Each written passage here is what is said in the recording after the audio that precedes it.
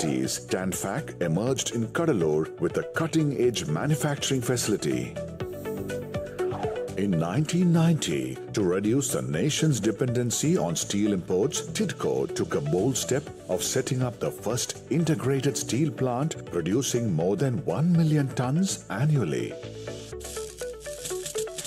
From pharmaceuticals to shipbuilding, TIDCO's ventures have expanded Tamil Nadu's footprints in global markets. Collaborative projects like Tata Electronics Private Limited and Tanflora have further strengthened the state's legacy in business and industry. Tamil Nadu's journey as an IT powerhouse began with the establishment of Tidal Park in 2000, a flagship project by TIDCO. Building on this success, TIDCO expanded to Coimbatore with Tidal Park Coimbatore Limited in 2010 and to Tidal Park Pattabiram in 2024, ensuring distributed growth for the IT sector. Global collaborations have also flourished under TIDCO's leadership. Essendas IT Park Limited, Trill Info Park and DLF Info Park Developers Limited are testament to the state's ability to attract world-class investments. Dicel Biopark, established by TIDCO in association with Tidal Park and Cornell University, is fueling innovation in life sciences, while TIDCO's Centers of Excellence, TANSAM, TAMCO and TANCAM, established in collaboration with global majors, GE Aerospace, Dassault Systems and Siemens are empowering 100 plus MSMEs and training over 70,000 students. TIDCO's ventures go beyond IT and manufacturing. The Mahindra World City First Greenfield Special Economic Zone was established by TIDCO and Mahindra, redefining sustainability and hosting global giants like Infosys, BMW and TVS Group. The Chennai Trade Center, established by TIDCO and Indian Trade Promotion Organization, has become a landmark for global events. Tamil Nadu's logistics ecosystem is being strengthened by TIDCO's upcoming multimodal logistics park and connectivity projects like Kattupalli Port at Ennore and the Greenfield Airport in Parandur. Driving the knowledge economy, TIDCO is developing a fintech city to position Chennai as a global financial hub, along with university research parks and the ambitious Tamil Nadu Knowledge City. The aerospace and defense sectors are also soaring with TIDCO's Aero Hub and the TN Engine facility, cementing Tamil Nadu's status as a leader in innovation and manufacturing, as home to one of the only 2 defense industrial corridors in India. In the past 3 years alone, TIDCO has introduced groundbreaking policies such as the Tamil Nadu Aerospace and Defense Industrial Policy 2022, Tamil Nadu Logistics Policy and Integrated Logistics Plan 2023, and the Tamil Nadu City Gas Distribution Policy 2023, showcasing its commitment to driving transformative growth. As Tamil Nadu strides towards our Honorable Chief Minister's vision of becoming a $1 trillion economy, TIDCO remains at the forefront, shaping industries, creating opportunities, and turning dreams into milestones. From visionary policies to world-class infrastructure, TIDCO is fueling growth by being a catalyst, transforming potential into progress. TIDCO, Tamil Nadu's venture catalyst.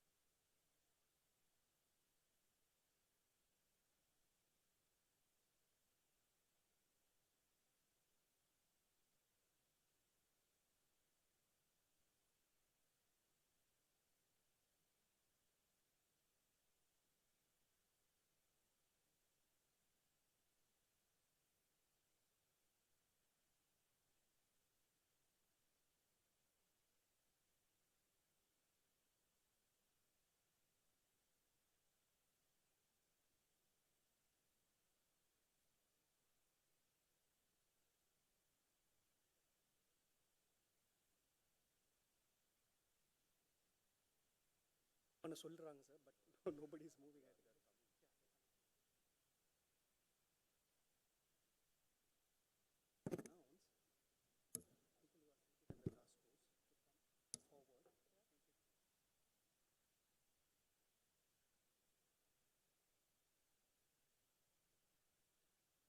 Hi again, everyone. That was a wonderful video. Thank you to Tidco for that. Can I ask a favor from all of you guys at the back? If you can just kind of move a bit further ahead, please. Just fill up the middle seats. I promise you the view is way better when you're closer. If you can just slowly move a bit further, all of you, everyone at the back, just move a bit further, please. Thank you.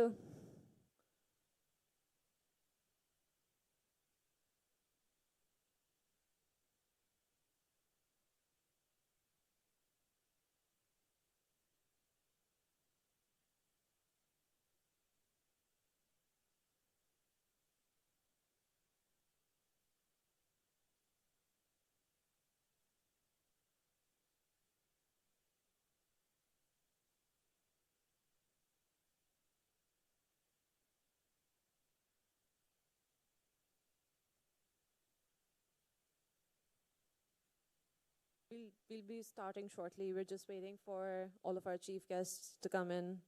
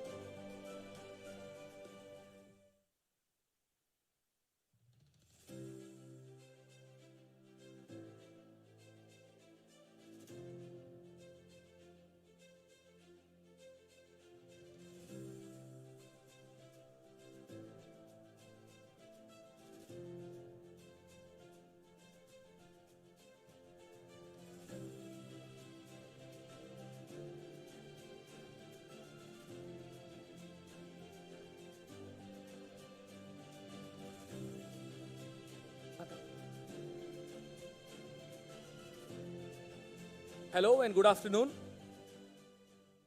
Distinguished guests, esteemed delegates, and friends of global education. Welcome to the India Global Education Summit 2026, hosted here at the historic Kalaivanar Arangam in Chennai. I am Dr. Vignesh Rajamani, delighted to co-host this summit alongside Jyoti.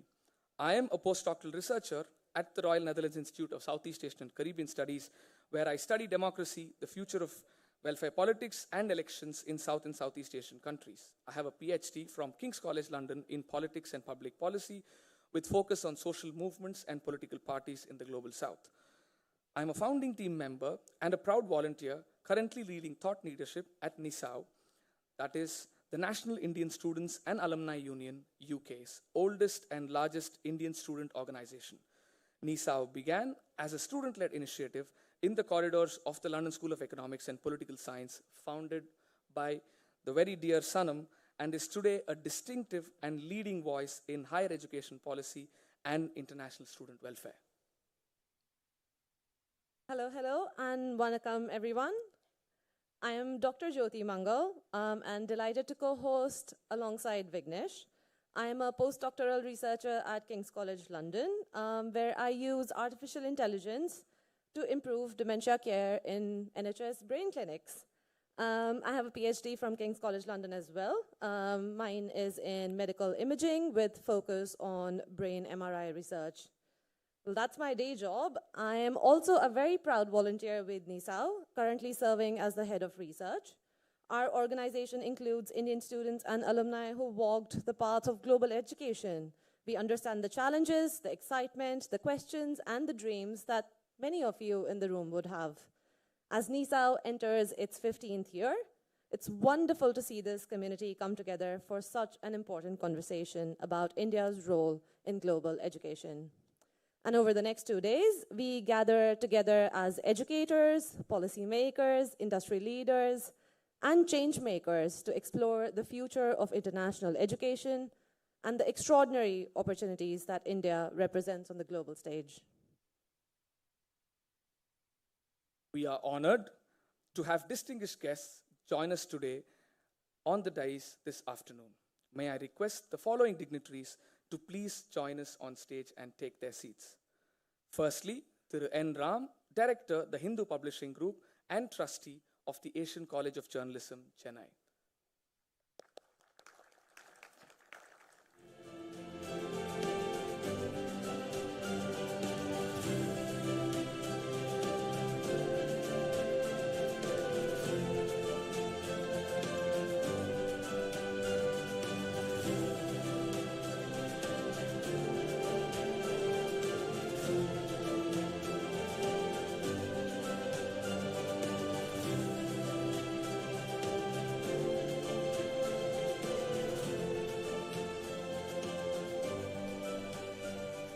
Next up, we have Tirumati Tamalachi Tangapandian, Member of Parliament, which is also my constituency, South Chennai, Lok Sabha.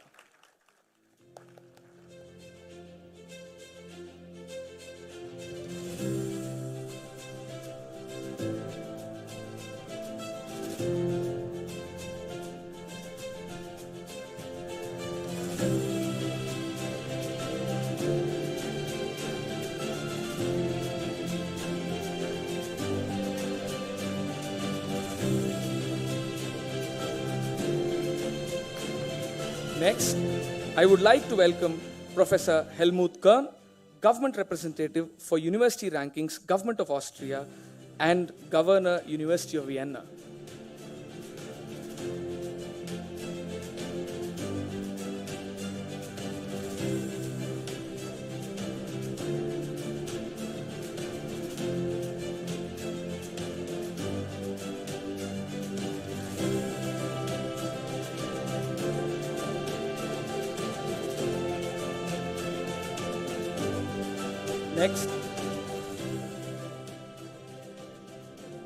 Next, I'd like to invite Thiru Arun Roy, IAS, Secretary, Industries, Investment Promotion and Commerce Department, Government of Tamil Nadu.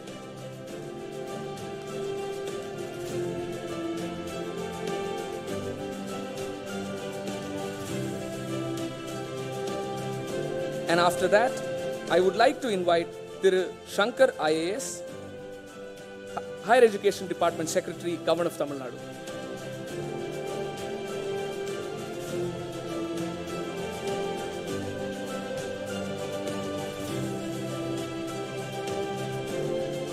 Moving on, I'd like to invite Tirumadi Sandhya Venugopal Sharma, IAS, Chairperson, Tamil Nadu Industries Development Corporation Limited.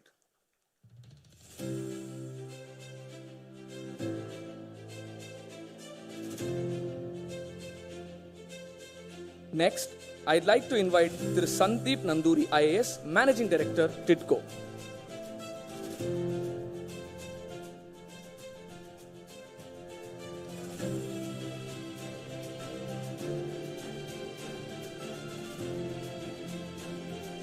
Lastly and dearly, I'd like to invite Sanam Arora, Founder and Chair, NISAO, and Commissioner of UK Higher Education Commission.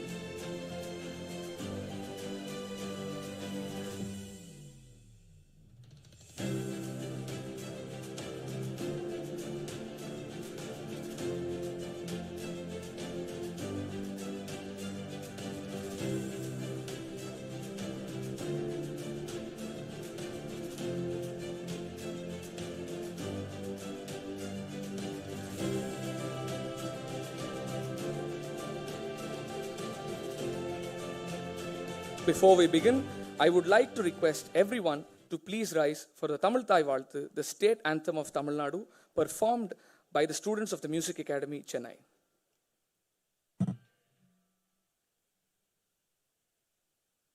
நீராரும் கடலுடுத்த நிலமடந்த கிழிலொழுகும் சீராரும் வதனமென திகழ் பரத கண்டமிது தெக்கணமும் அதில் சிறந்த திராவிடனல் திருநாடும் தக்க சிறு பிறை நுதலும் தரித்தனரும் திலகமுமே அத்திலக வாசனை போல் அனைத்துலகும் இன்பமுற எத்திசையும் புகழ் மணக்க இருந்த பெரும் தமிழனங்கே தமிழனங்கே உன் சீரிலமை திறம் வியந்து செயல் மறந்து வாழ்த்துதுமே வாழ்த்துதுமே வாழ்த்துதுமே. Thank you. Please be seated.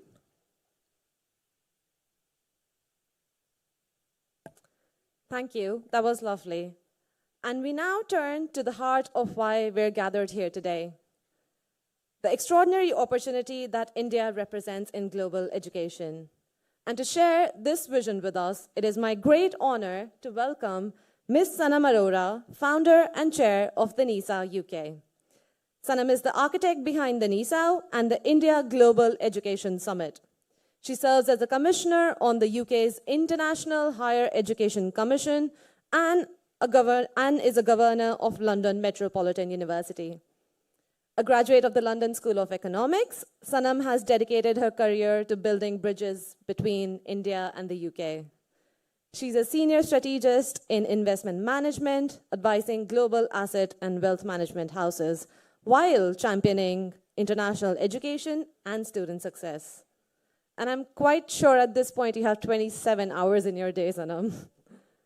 Her work has been recognized with numerous accolades, including the prestigious PI Awards in London for outstanding contribution to the education industry. Everyone, please join me in welcoming Ms. Sanam Arora for her keynote, Spot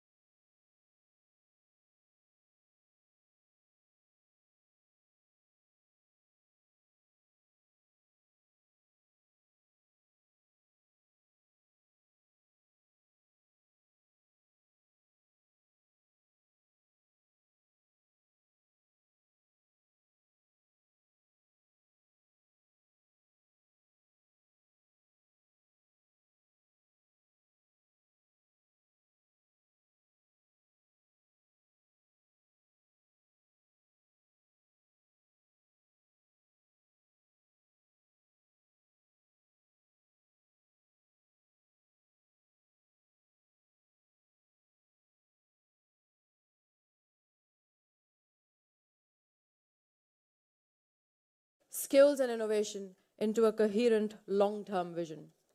It is a state shaped by learning, manufacturing, research, and global engagement, and a place where talent is not an afterthought, but a foundation, which is why it's so fitting for us to host the inaugural India Global Education Summit here in Tamil Nadu.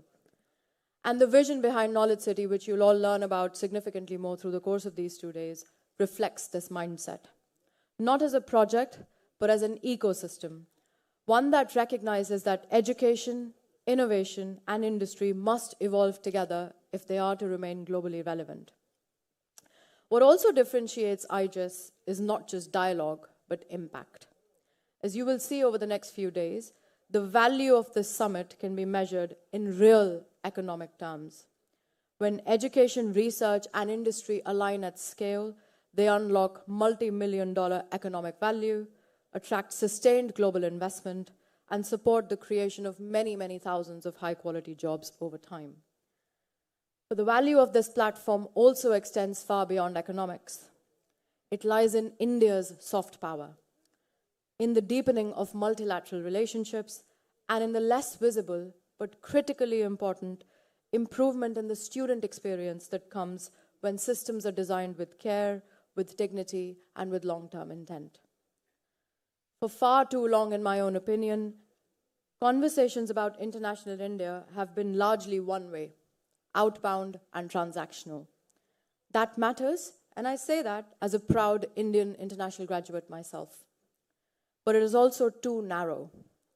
Traditional models of internationalization focus on a small proportion of students who cross borders. What about the vast majority who stay here at home?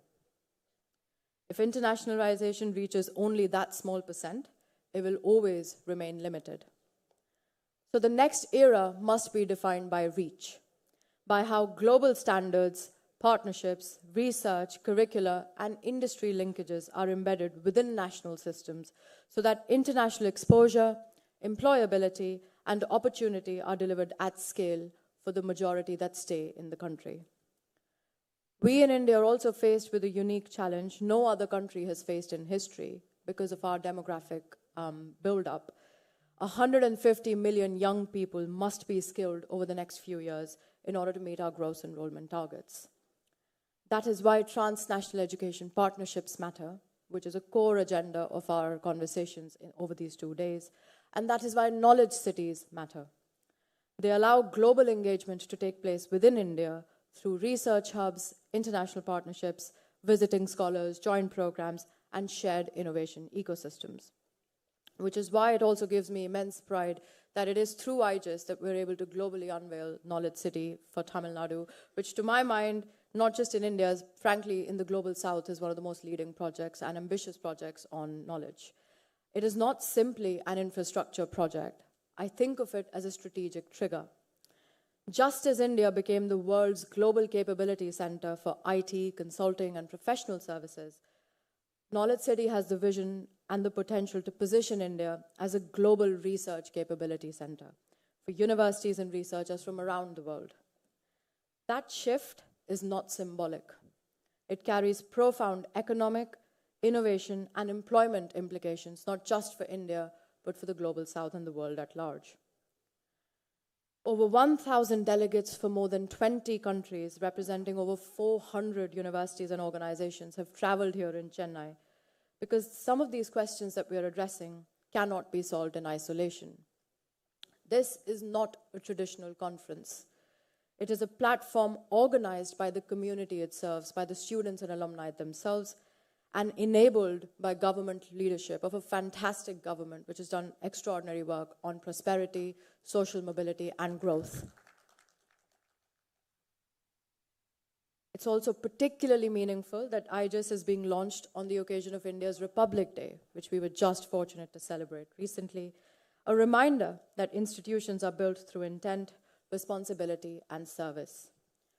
This summit also marks the beginning of NISAO's 15th year of service to the international education community, shaped by volunteers. NISAO is largely a volunteer-driven initiative, shaped by students, alumni, institutions, and partners across borders. Having worked for years at the intersection of students, institutions, and policy, I have seen both the extraordinary promise of global education and the cost of it when systems fail to connect. India Global Education Summit has emerged from that particular experience. Every platform that endures is shaped early by those willing to take responsibility, not just to participate, but to help guide direction. I therefore also want to take this opportunity to thank our founding partners, a select group of global and Indian organizations and institutions that have committed to this vision and growing this platform, which I may dare say is already India's largest conversation on international education, talent, and mobility. Thank you especially to the University of East London and its Vice Chancellor Amanda Broderick for your unparalleled support to the NISAO and for hosting this summit with us. Over the next 2 days, I invite you to please engage fully, to think beyond silos, to challenge assumptions, and to use this platform not just to talk and speak, but to build. What we begin here is the start of a longer responsibility, one that will continue well beyond this summit. So thank you for being here, and welcome to the India Global Education Summit.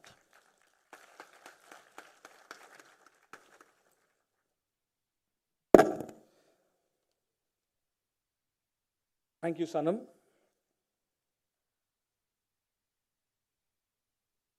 Your vision continues to sort of build on what has been present and also think about pathways of how we can expand, not just in an incremental manner, but also in a meaningful manner. Thank you very much. It gives me immense pleasure to present to you the summit video of the IGES.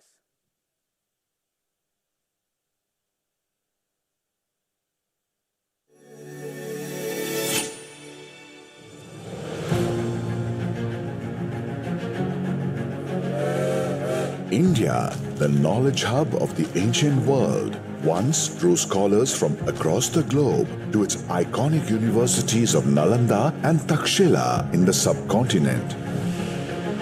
In South India, the Sangam assemblies of Madurai, the Pallava city of Kanchi, and the timeless wisdom of Thiruvalluvar's Thirukural serve as beacons of thought that continue to inspire the world today. That legacy now meets a defining moment.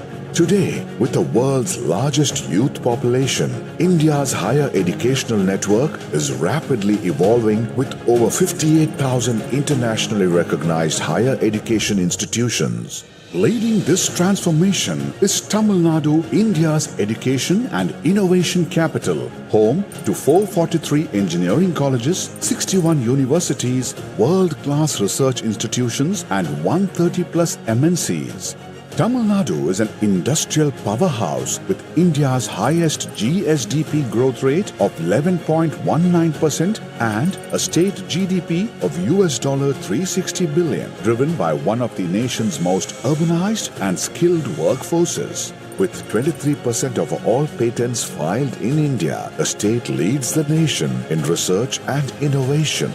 This exponential progress of the state is anchored in the visionary leadership of the Honorable Chief Minister Thiru M.K. Stalin, whose commitment to social justice, equity and global engagement positions Tamil Nadu as a model for equitable growth and national progress. It is here that the inaugural India Global Education Summit 2026 takes place. Co-organized by the Government of Tamil Nadu and NISAO, this global summit brings together policymakers, educators, industry leaders, innovators, and students as partners to shape the next decade of learning, talent, and opportunity.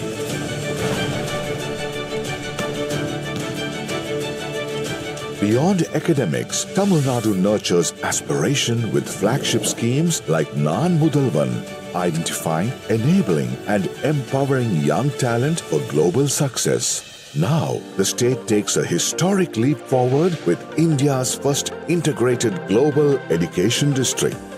The Tamil Nadu Knowledge City, a global learning destination designed to host world-class universities and research institutions. The educational hub of Tamil Nadu is further strengthened by its growing network of industry-focused centers of excellence, bringing world-class technology to every district from aerospace to biosciences by enabling cutting-edge, industry-aligned research, advanced centers for skill development, and university research parks. As India emerges as a global talent hub, Tamil Nadu stands at the forefront as a pioneer in education, innovation, and knowledge exchange, where tomorrow's possibilities are built today. Rooted in ancient civilization, powered by future technologies, and enriched by a vibrant multicultural society, Tamil Nadu champions global mobility, shared prosperity, and equitable growth. We welcome the world to India to experience Tamil Nadu, our culture, and our educational ecosystem. To learn, to partner, and to build the future of global education together.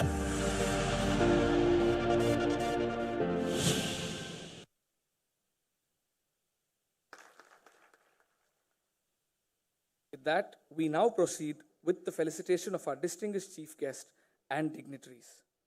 I request Thiru Arun Roy IAS, Secretary Industries Department, and Ms. Sanam Arora to please felicitate Thiru N. Ram.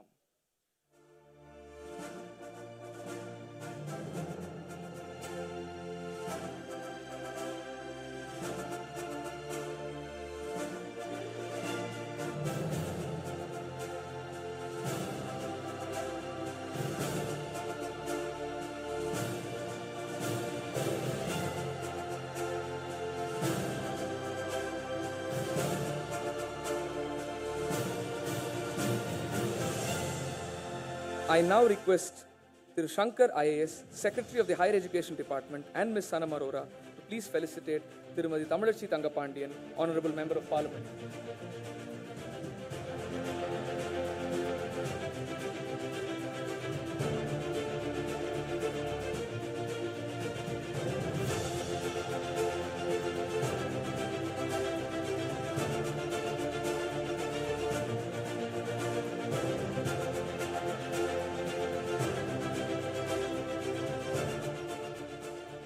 I request Thirumadi Sandhya Venugopal Sharma IAS, Chairperson of TIDCO, and Ms. Sanam Arora to please felicitate Professor Helmut Kern.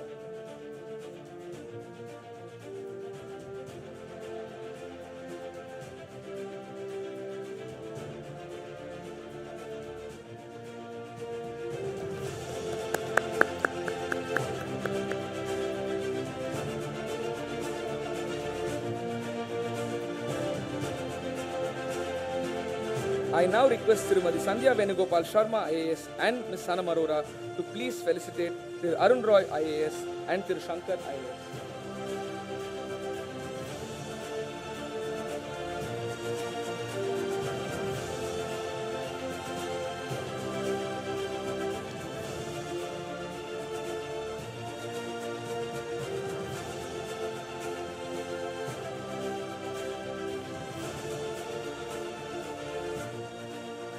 I now request Thiru Sandeep Nanduri IAS, Managing Director of TIDCO, and Ms. Sanam Arora to please felicitate Thirumadi Sandhya Venugopal Sharma IAS.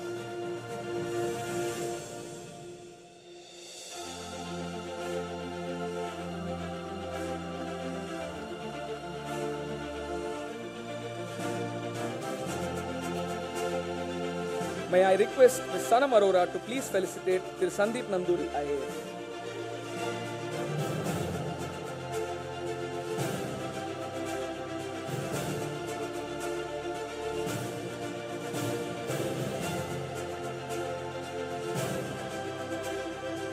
I request Thiru Shankar IAS to please felicitate Ms. Sanam Arora.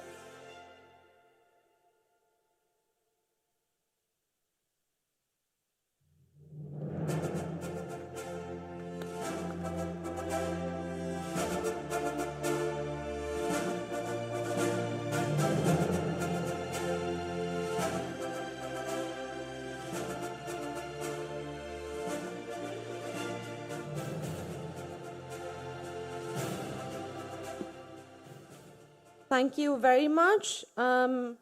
Please take your seats, our distinguished guests on the stage. And thank you to Aditi and Shruti and the whole team at TIDCO for all their help. It is now my privilege to invite Thirushankar, Secretary of the Higher Education Department. Thirushankar is a distinguished administrator who has served Tamil Nadu across key sectors including education and public services. As Secretary of Higher Education, he leads the state's vision to transform Tamil Nadu into a global hub for university educations, overseeing 56 universities and driving initiatives in quality, innovation, and inclusion to equip Tamil Nadu's youth for the challenges of the 21st century. You have a PhD in plant pathology and have served Tamil Nadu in diverse roles, including the District Collector of Vellore and the Nilgiris, and you're the Managing Director of the Tamil Nadu Textbook Corporation. Please, everyone, give him a huge round of applause. The floor is yours, sir.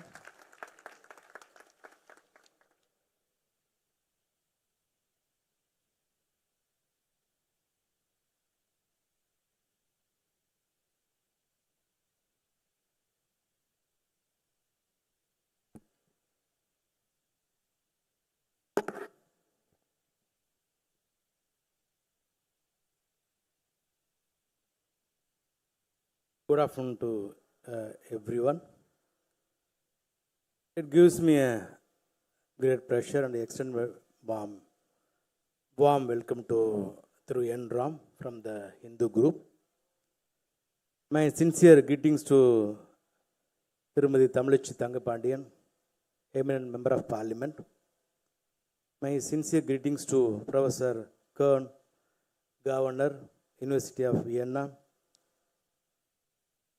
My sincere greetings to Arun Rai IAS, Secretary Industries, Tirumadi Sandhya Venu IAS, Chairperson TIDCO, Sandeep Nanduri IAS, MD TIDCO, Sanam Arora, Chairperson, National Indian Student and Alumni Union UK, distinguished guests representing the universities, esteemed education policy makers, industry leaders, our academic fraternity, press and media friends and students, a very good afternoon to everyone. Anevarukkum vanakkam.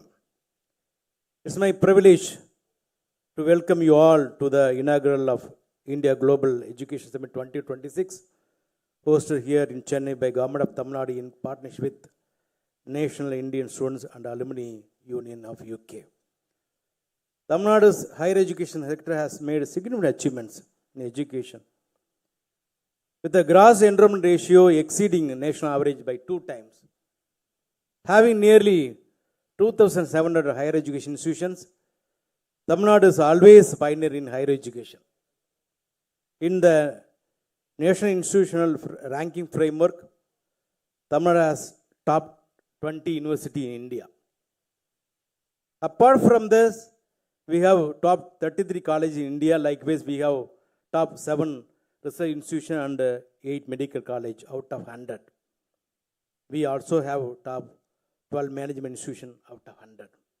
Tamil Nadu has a strong higher education footprint and dense network of universities and colleges, and also has a legacy of public investment in education.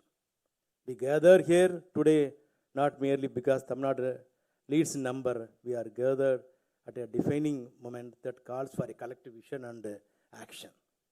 Across the world, higher education is undergoing a rapid transformation driven by factors such as artificial intelligence, climate transition, evolving labor market, demographic shift, and changing pattern of global mobility. In this moment, universities must become more than degree granting institution. They must be engines of research, innovation, and opportunity by equipping students not only for jobs, but also for leading the rapidly changing world. Tamil Nadu believes deeply that education is not only an economic investment, it's a moral commitment. Our approach has always been rooted in rationality, scientific temper, inclusive growth, and social justice. For decades, the state has pursued the democratization of education, ensuring that higher education becomes a pathway of dignity and mobility for every section of society. Tamil Nadu is therefore well positioned to host this landmark inaugural summit, supported by a strong public university system, industry integrated skilling program, high performing institutions, and clear commitment to global engagement. In recent years, Tamil Nadu has undertaken major initiatives to strengthen its higher education ecosystem through initiatives such as Non-Mudalvan. It's a flagship skilling program to transform higher education students into industry-ready professionals and skilled talent pool. Uyarukpadi is another scheme which enables class 2, class 12th government school students to seamlessly transition into higher education through targeted guidance and support. Veterini Chem is another scheme. It is an employment-linked skill training program aimed at unemployed youth in the age group of 18 to 35. Pudum Pen is another novel scheme which aims to increase the girl children's enrollment in higher education and promote financial independence through monthly stipend of ₹1,000 as a financial assistance for pursuing higher education. Likewise, Tamil Pudalvan schemes meant for boys. In this context, the India Global Education deeply and timely brings together policymakers, global universities, employers, innovators, and student leaders to shape the next decade of education, skill, and global talent cooperation. The conversation over these 2 days on transnational education, employability, AI, Gen AI, or sustainability, healthcare, ethical mobility, and national building are not merely discussion, they are the foundation of future partnership. A defining milestone of India Global Education Summit 2026 is the unveiling of Tamil Nadu Knowledge City, the India's first integrated global education and innovation district. It represents a new model where universities do not operate in isolation, but as a part of a living ecosystem of research, startup, industry, collaboration, and international academic exchange. For Tamil Nadu, the summits can initiate something far beyond 2 days. We aspire that the summit initiate the conversation for global academic collaboration, joint degree, dual degree, research and innovation partnership in frontier domains. Through these critical deliberations over the next 2 days, we aim to further strengthen the long-term positioning of Tamil Nadu as a global knowledge leader serving India and the world. Our aspirations were clear. Tamil Nadu will not only participate in the future of global higher education, but also will help to shape it.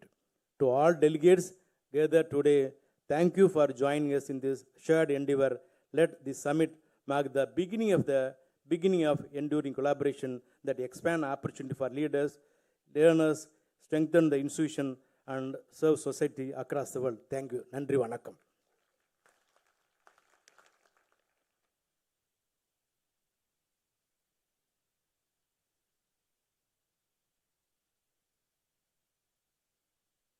Thank you, Tirushankar, for your inspiring words and for your leadership in advancing higher education in Tamil Nadu and building strong international relationships. It is now my privilege to invite Tirumati Sandhya Venugopal Sharma, Chairperson of TIDCO, a distinguished 1995 batch IAS officer of the Tamil Nadu cadre. Tirumati Sharma brings nearly 3 decades of experience in public administration, industrial development, and science policy. She recently served as Additional Secretary with the Department of Space, contributing to India's space program. And now she brings her expertise to TIDCO to drive industrial growth and attract investments. Please join me in welcoming Tirumati Sandhya Venugopal Sharma.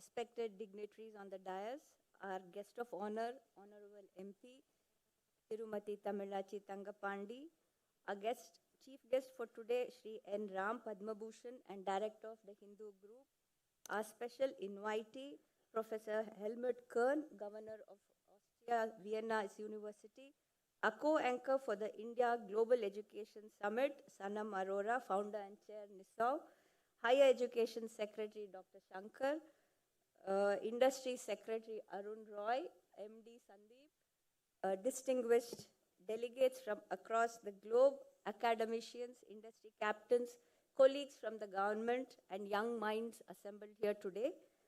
It's a great weather in Chennai still, and I welcome you to Chennai. And also, Chennai is one of the most buzzing centers for education, industry, and innovation. For all of us at the Tamil Nadu Industrial Development Corporation, it is a matter of immense privilege that along with NISAU, we are hosting the first India Global Education Summit today. The IGES is an initiative of the government, a path-breaking one at that, in evolving a framework of investing in human capital as we engage and collaborate with industry and academia, helping harness the immeasurable potential of young minds. TIDCO has had long been a strategic venture catalyst for the state, transforming it economically. It has created infrastructure, built innovative ecosystems, and given Tamil Nadu the edge in industrial competitiveness. However, in the days ahead, development of economies is no longer about factories or capital investment. It is knowledge-driven economies where talent, research, technology, and innovation contribute to the growth of nations.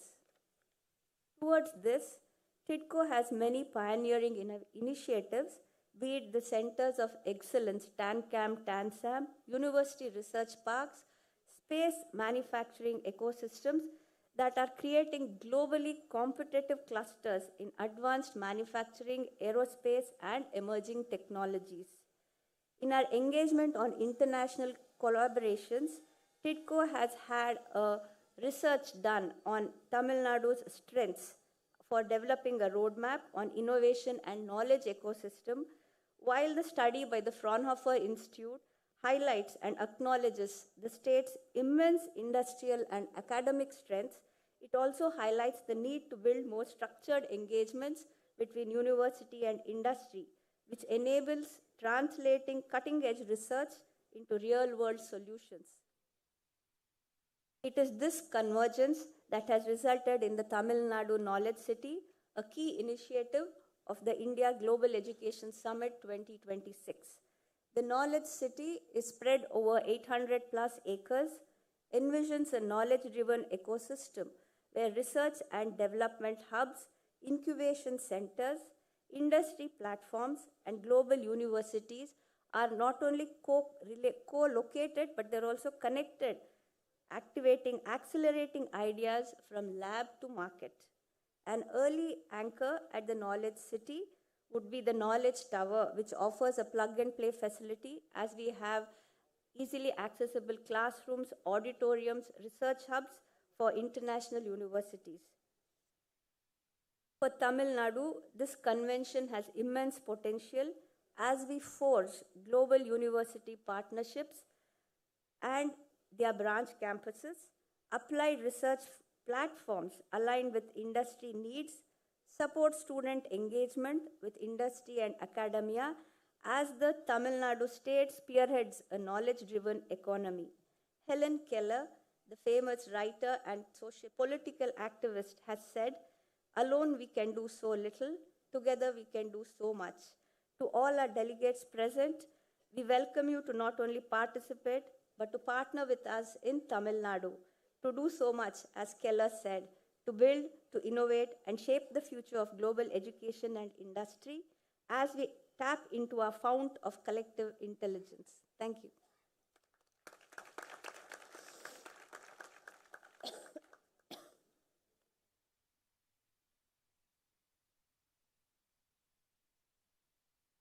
Thank you so much, Tirumati Sharma. That was a very inspiring speech, and I truly believe alone we can do little, and together we can do a lot.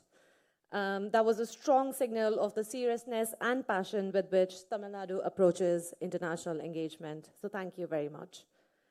And we now move on to a very special address from an esteemed international guest. It is my great pleasure to welcome Professor Helmut Kern, Government Representative for University Rankings and the Governor of the University of Vienna. He is representing the government of Austria. Please have a huge round of applause for him. He brings deep expertise in higher education policy and international collaboration. As government representative for university ranking, he has played a key role in shaping Austria's approach to global university partnerships. University of Vienna is one of Europe's oldest and most prestigious institutions, and his position as the governor of the university places him right at the heart of European higher education leadership. Professor Khan, the floor is all yours. Thank you for the kind introduction. Ministers, Excellencies, dignitaries, distinguished guests, ladies and gentlemen, I'm standing here at the very left side of the stage, but my heart is with you on the very far end of the auditorium, as well as with everyone close to the stage here. Thank you so much to the government of Tamil Nadu and Tunisia for organizing this amazing event. Thank you for TIDCO for partnering it. Sanam and your team, I think you did an amazing job in setting this up, and I really hope this is the first summit of a long tradition of influential India Global Education Summits. So thank you for inviting me to Chennai, to this vibrant and economically dynamic and intellectually so rich state of Tamil Nadu. Before we start into universities in the Asian century, let me just throw a question into the audience. Who of you is or was a first-generation student, so the first one in their families to go to higher education to receive a university?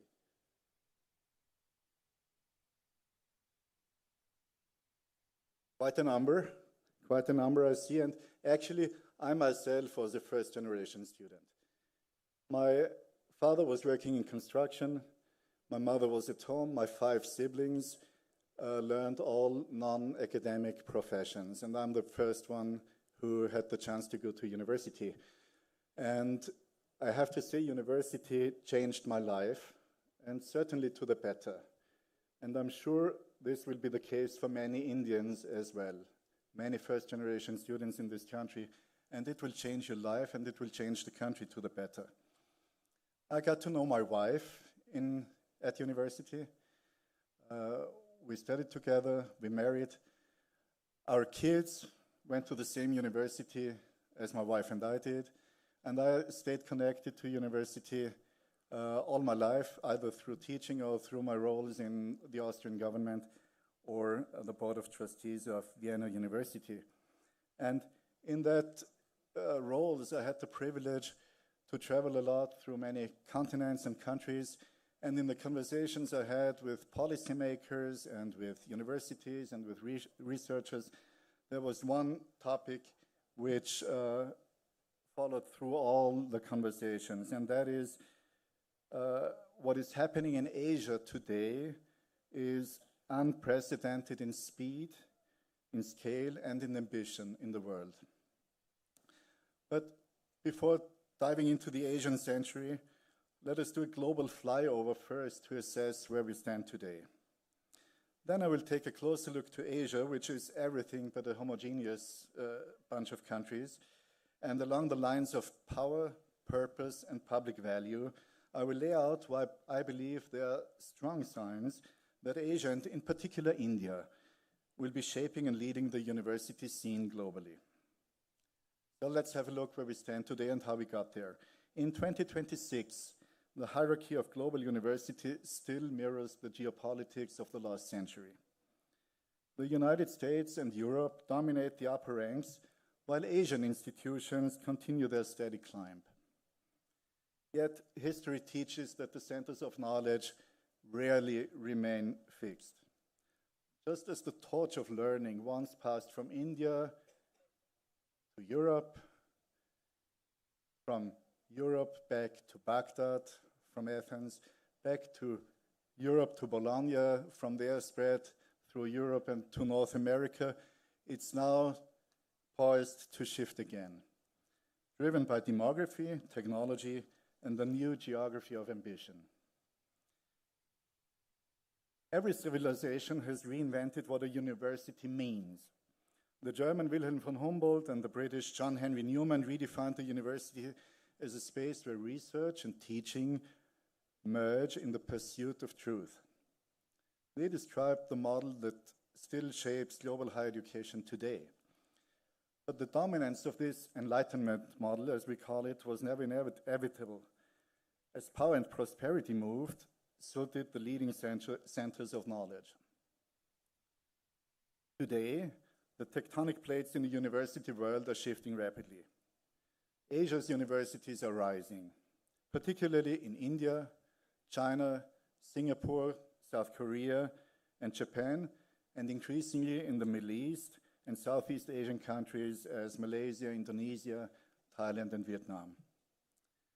Massive investments in science and technology, long-term strategies for international visibility, and the ambition to transform national economies into knowledge societies have produced remarkable results. Universities are seen as strategic national assets. The key drivers behind Asia's rise are demographics and the cultural environment deeply favorable to science and technology. India stands out in a particular striking way, and I will come to that in a minute. The United States, to go to the other side of the world, they will continue to have a high pull factor for global talent.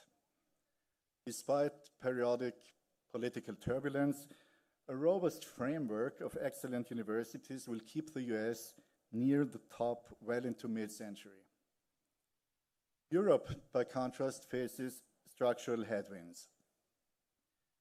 Demographic decline is shrinking both student cohorts and the future academic workforce. At the same time, higher education systems face structural and financing issues. These factors do not diminish academic quality, but they constrain the capacity to grow, adapt, and scale.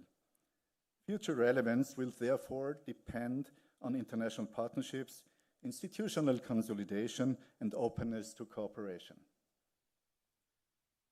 The Middle East is boldly reshaping its higher education landscape. Gulf states such as Saudi Arabia, the United Arab Emirates, or Qatar are investing heavily in universities, research, and innovation ecosystems. Their approach is pragmatic. Higher education is explicitly linked to economic transformation and national development. While these institutions are still young, their growth trajectory is steep and strategically focused.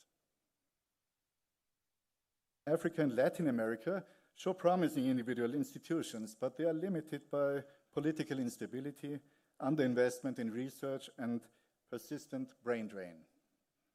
Whether their demographic potential can be converted into sustained academic capacity will shape the global knowledge balance in the second half of this century.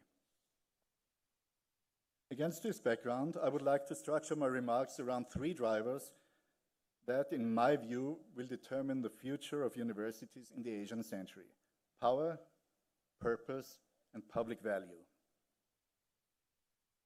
Let me now turn for the first of those drivers, power. Power, in its deepest sense, is capacity to drive change. It's the ability to mobilize resources to sustain long-term investment and to coordinate complex systems over time. Demography is one of the most fundamental sources of such capacity. Asia's demographic weight alone ensures that the global center of gravity will continue to shift eastwards in the decades to come. But it would be a mistake to look at Asia as one. Too heterogeneous is the continent, also in demographic terms.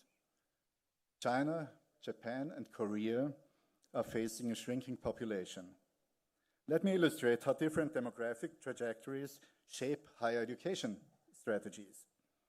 In the age group of 18 to 23, the core higher education cohort, China counted around 95 million people in 2024.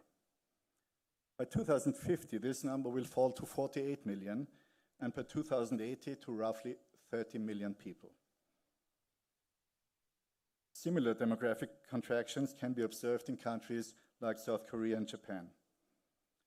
These trends fundamentally reshape research and higher education policies. It is no coincidence that Seoul has been ranked the most attractive city for international students by QS. This reflects a deliberate strategy, national strategy in Korea to maintain global influence in higher education despite the demographic decline. India, by contrast, combines scale with sustained demographic momentum. It is already the world's most popular country, and over the coming decades, it will also have the largest population in the age group that demands higher education. In 2024, India counted around 155 million people between the ages of 18 and 23. While this number will gradually decline to 2050 to around 130 million people, the decisive variable is participation. The India National Education Policy sets a clear ambition to raise higher education enrollment from around 28% it has today to 50% in 2035. If this target is achieved, this means the implications are profound.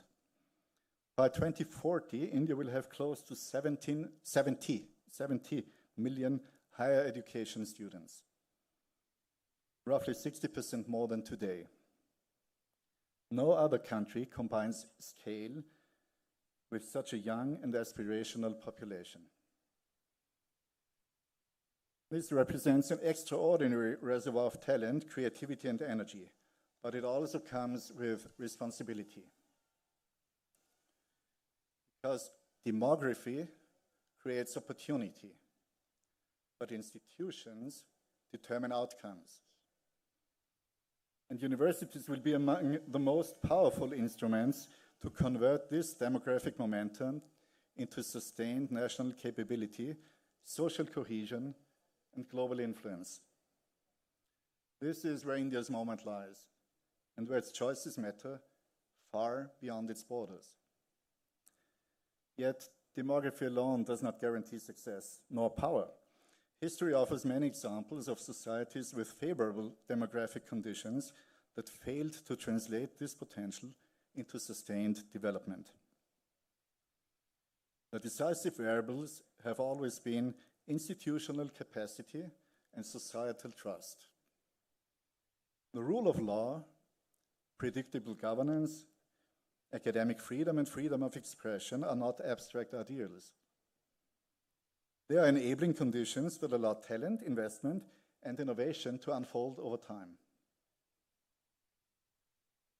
Political systems that provide universities with stable, credible, and merit-based institutional frameworks that reward excellence, protect inquiry, and connect individual achievement with a broader societal progress, they create both the prerequisite and the guarantee for success. Which brings us to the question of purpose. Purpose determines what societies ultimately expect from higher education, not only in terms of skills, but in terms of societal orientation and long-term development. India's national education policy is remarkable. It's remarkable because it articulates this purpose with unusual clarity. It does not reduce higher education to labor market adjustment or short-term economic needs. It frames universities as institutions that shape individuals, societies, and national development over time. India has achieved a comparatively strong positions in science and technology education. What is remarkable, however, is not the level of STEM education, but the policy choice not to let STEM dominate the entire system. India deliberately avoided reducing higher education to a narrow technology strategy. Instead, it chose balance. A central feature of the national education policy is its emphasis on comprehensive, multidisciplinary universities. The deliberate rejection of rigid boundaries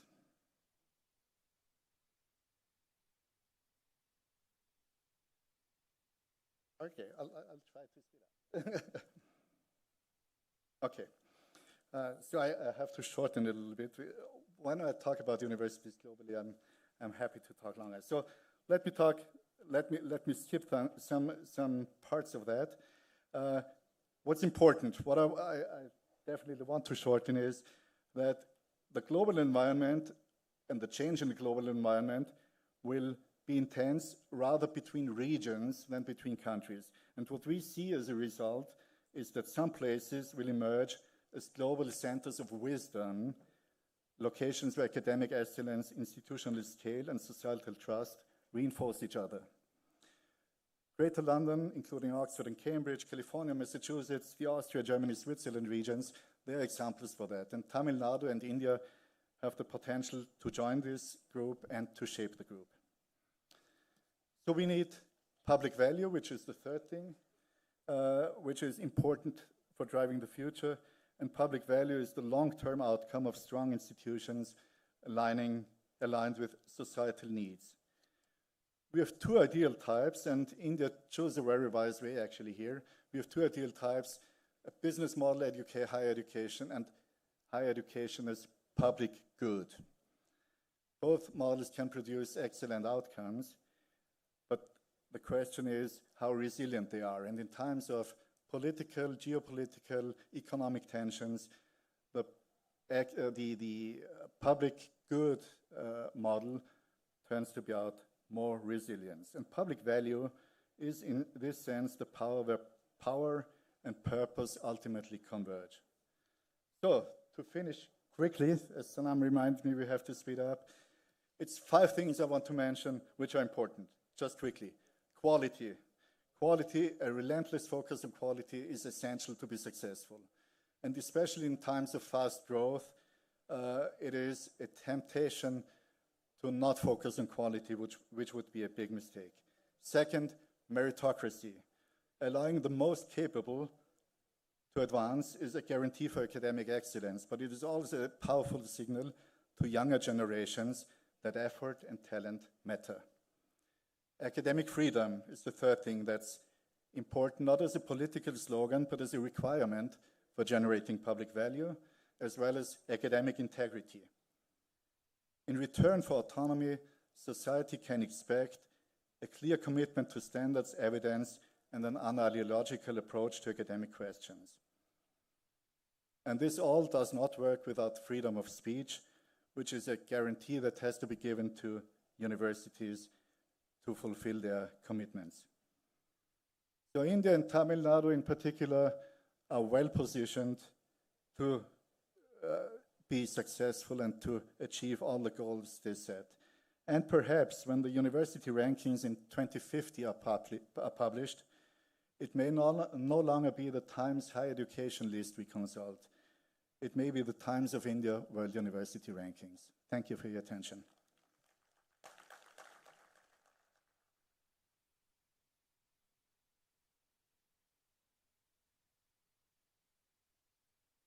Thank you, Professor Kern, for that valuable perspective and the operative triad being power, purpose, and public value. And also for strengthening ties between India and Austria in higher education. It is now my distinct privilege to invite Tamazhi Thangapandian, Honorable Member of Parliament, Lok Sabha, to deliver the inauguration keynote address. Honorable Member Tamazhi Thangapandian is a rare blend of public leadership and literacy distinction. As an eclectic writer, her books travel confidently from the evocative carousel geographies of Tamil writing to international intellectual histories, including her engagement with Beatrice Webb, one of the founders of the London School of Economics. With that breadth of vision and deep sensitivity to education, opportunity, and social change, we are honored to hear your address. Ma'am, the floor is yours.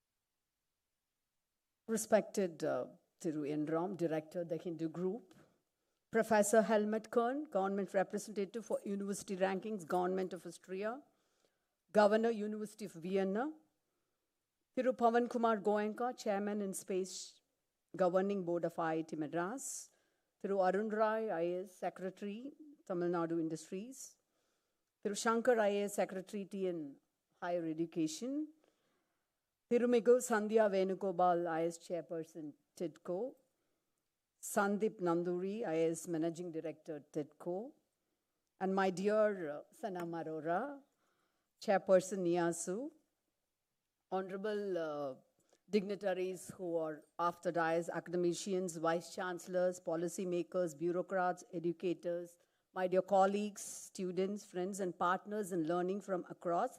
Ellarkum ennude anbana vanakkam. It's not a cliche if I say that. It gives me immense pleasure and privilege to be a part of this wonderful two-day global summit, because as an academician who have taught in a college for more than 13 years, always I feel extremely happy to be a part of such wonderful occasion, as well as a member of the parliament representing South Chennai constituency. It's my pleasure to be a part of this wonderful occasion. I'm delighted to welcome you all to the city we call our home, Chennai. This city has given me innumerable opportunities in life, including the pleasure and honor of representing the people as well as teaching to all youngsters, young minds who have gathered here. The weather is warm, but the warmth of our people is unmatched. So it's a pleasure and privilege to welcome you all to Chennai and to Tamil Nadu for this edition of the India Global Summit. எங்களுடைய மாண்புமிகு முதலமைச்சர் அவர்களுடைய vision என்னவென்றால், I would like to quote the lines from Ulysses, to seek, to strive, and not to yield. That is the vision of our Honorable Chief Minister, especially particularly in the field of education. And I'm so happy this two-day global summit is just focusing on these lines of Ulysses, getting inspiration from him, drawing inspiration from all the academic minds from world over. Tamil Nadu's relationship with education is not recent, and it is not certainly an accidental one, because education here has always been political in the best sense of the word. கற்றோருக்கு சென்ற இடமெல்லாம் சிறப்பு என்று நம்புகின்ற எங்களுடைய மாண்புமிகு முதலமைச்சர், அறிவுதான் செல்வம். Wealth cannot be actually the permanent position of anybody, but the permanent proud position of anybody is education, and nobody can steal that from you. That is the motto of our Honorable Chief Minister, which he is practically just making happening in every field, especially in the field of education. It's been understood as a tool for questioning hierarchy. Education has been understood as a tool for questioning hierarchy, dismantling inherited inequality, and creating opportunity where none existed before. This conviction runs through our history and explains why Tamil Nadu today stands recognized as the education capital of India. And now we have proven that it will definitely become the educational capital of Southeast Asia also, with the knowledge city getting declared open by our Honorable Chief Minister. And this achievement of transforming the city into a hub for global education opportunities has been made possible by none other than our Honorable Chief Minister, Thiru M.K. Stalin, through the plethora of initiatives, including the inauguration of Knowledge City, which is definitely a very remarkable historic achievement, which marks a historic juncture in the arena of education. The summit is being hosted with the strong institutional support of the TIDCO, which has played a pivotal role in positioning Tamil Nadu as a preferred destination for global investment in knowledge, innovation, and advanced industries. For that, I would like to place on record my appreciation for the leadership and the vision of the Honorable Minister for Industries of Tamil Nadu, my dear brother, Thiru T.R.B. Raja, under whose guidance TIDCO has actively facilitated this global partnership. And also, I'd like to place on record my appreciation for the Higher Education Minister also, my dear brother, Honorable Thiru Kovi Chelian, for having taken up this wonderful initiative in accordance with the functioning of the Industries Department. Tamil Nadu's intellectual foundations are ancient. Sangam literature celebrated inquiry, ethics, and debate.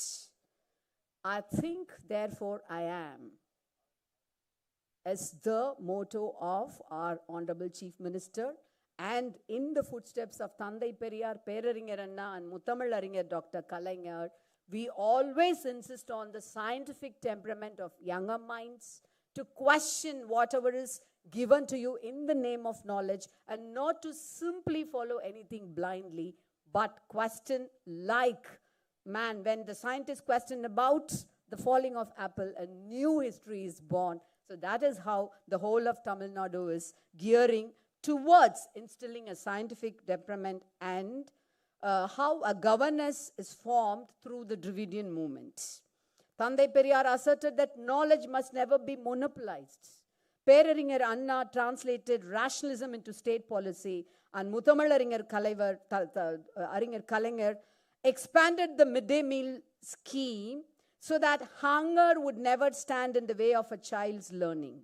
And our Chief Minister has actually taken up a leap by introducing morning scheme, breakfast scheme for our younger students, which is now being followed by the government of Canada. We are the pioneer, and our Chief Minister is the pioneer in bringing out that scheme, which has been now followed by the worldwide countries. Tamil Nadu was the first state in India to implement a cooked morning breakfast scheme at scale, and that is actually the first step towards bringing equality in education so that none of the younger minds begins their day with a starved stomach. The impact was transformational. Enrollment rose, retention improved, and gender gaps narrowed sharply. This is the foundation on which Tamil Nadu's educational excellence stands today, and special thanks to our Chief Minister for that. It is therefore meaningful that this summit finds its home in Chennai. On a personal note, this moment brings particular joy. What began as a conversation over coffee with the dear Masanam long ago, a few months ago, an exchange of ideas about whether India could host an education summit of truly global scale has today come to fruition in a way few countries have managed. That this idea found support scale and it will all be familiar with all the developments both in the school education as well as in the higher education. Our State Secretary has elaborately explained to you the achievements we have achieved in education. I'm not going to elaborate more or harp on that data, but as a proud member of the Parliament, I would like to say that in the fields of digital equity also, from 2025 to 26 academic year, government school students from classes 6 to 9 are being introduced to computer science, coding, artificial intelligence, and machine learning using platforms such as Python, Arduino. So Tamil Nadu, apart from all these remarkable achievements in school education, it has actually made a remarkable roads to higher academic achievements in higher education. It hosts over 60 universities with state government-run universities, forming the backbone of teaching, research, and professional training. And I myself, a proud academician, has seen the way Tamil Nadu has pioneered in the field of research also. Institutions such as the University of Madras, my alma mater, Anna University, Tamil University in Tanjavur, Agricultural and Veterinary Universities in Coimbatore, and specialized universities for law, fine arts, and teacher education continue to produce scholars, administrators, scientists, artists, and public leaders. Climate education is another priority. That's very important because it's connected with education. Tamil Nadu's climate change mission has trained over 4,000 teachers as climate ambassadors and transformed 300 government schools into green schools with cool roofing, tree planting, and sustainability labs. These efforts embed environmental responsibility early in the life of students as well as the graduates who are coming out of the colleges. What I would like to underscore in short is that Tamil Nadu's education and workforce ecosystem is also notably women-friendly. High female enrollment, strong gender parity in higher education, and supportive public infrastructure have enabled women to thrive across science, healthcare, education, administration, entrepreneurship, and the creative economy.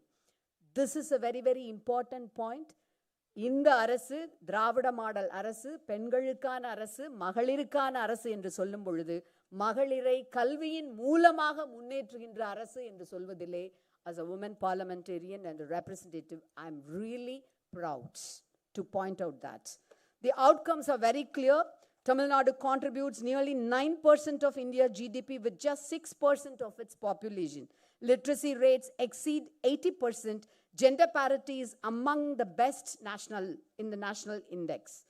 Most importantly, Tamil Nadu's children are global citizens grounded in confidence and identity. கற்றோருக்கு சென்ற இடமெல்லாம் சிறப்பு என்று நம்புகின்ற எங்களுடைய முதலமைச்சர் இந்த தலைமுறையினரை மிகச்சிறந்த கல்விமான்களாக உருவாக்க வேண்டும் என்பதிலே முனைப்பு கொண்டு செயல்பட்டு கொண்டிருக்கின்றார். And this global summit will definitely be a very remarkable achievement in one of his educational endeavors. They engage with the world while remaining deeply connected to their roots.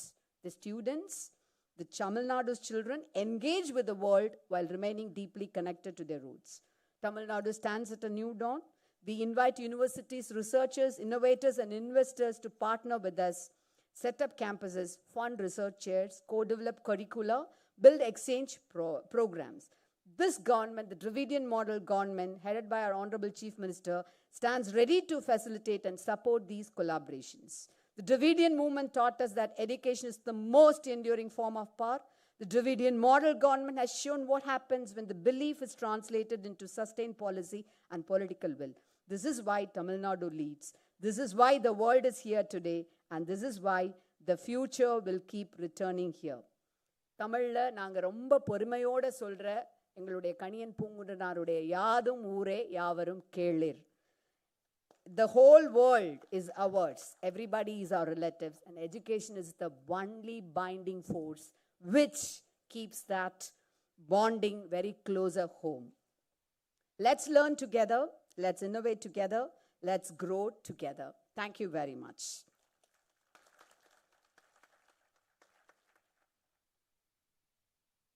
Thank you, ma'am. You've set the tone for the next 2 days with substance, which is a summit focused on ideas, institutions, and implementation. Honorable MP will take our leave as something urgent has come up, but she'll still be with us in the form of her books, which are available to buy at the Nisao store. It is now my privilege to invite Thiru N. Ram, Director of the Hindu Group. Thiru N. Ram is one of India's most distinguished journalists and the recipient of Padma Bhushan for his contributions to journalism. A founding trustee of the Media Development Foundation with the Asian College of Journalism, Thiru N. Ram continues to champion excellence in journalism and education. Sir, the floor is yours.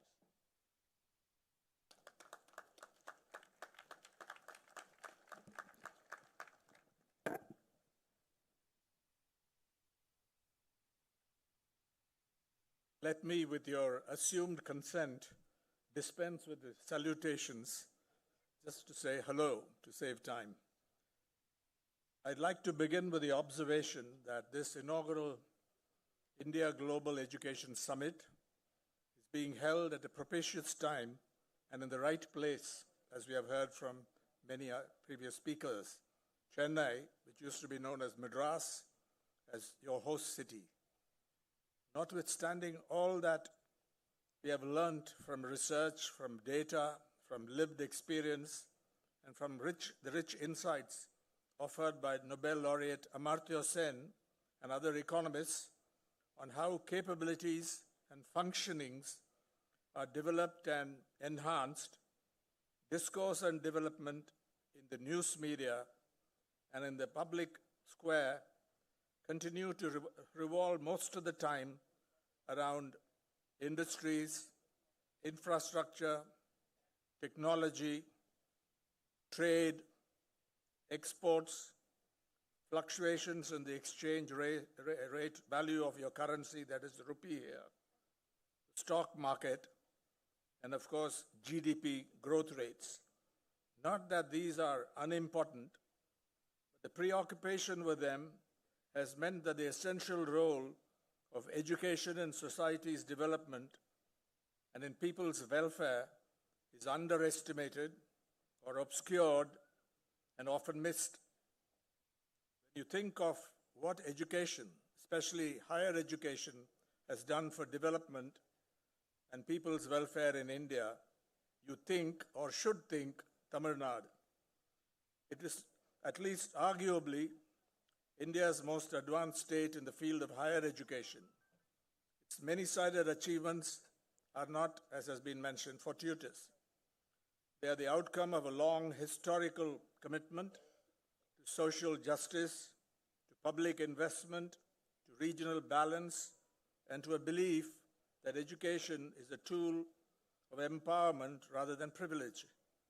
Tamil Nadu's higher education progress is deeply rooted in the social reform movement of the 20th century, what is known as the Dravidian movement, with its emphasis on social justice, self-respect, caste equality or equity, and access to higher education for historically marginalized communities, combined with its periodic popular mobilizations and struggles against caste-based inequalities, created a political consensus that higher education must be extended beyond elites.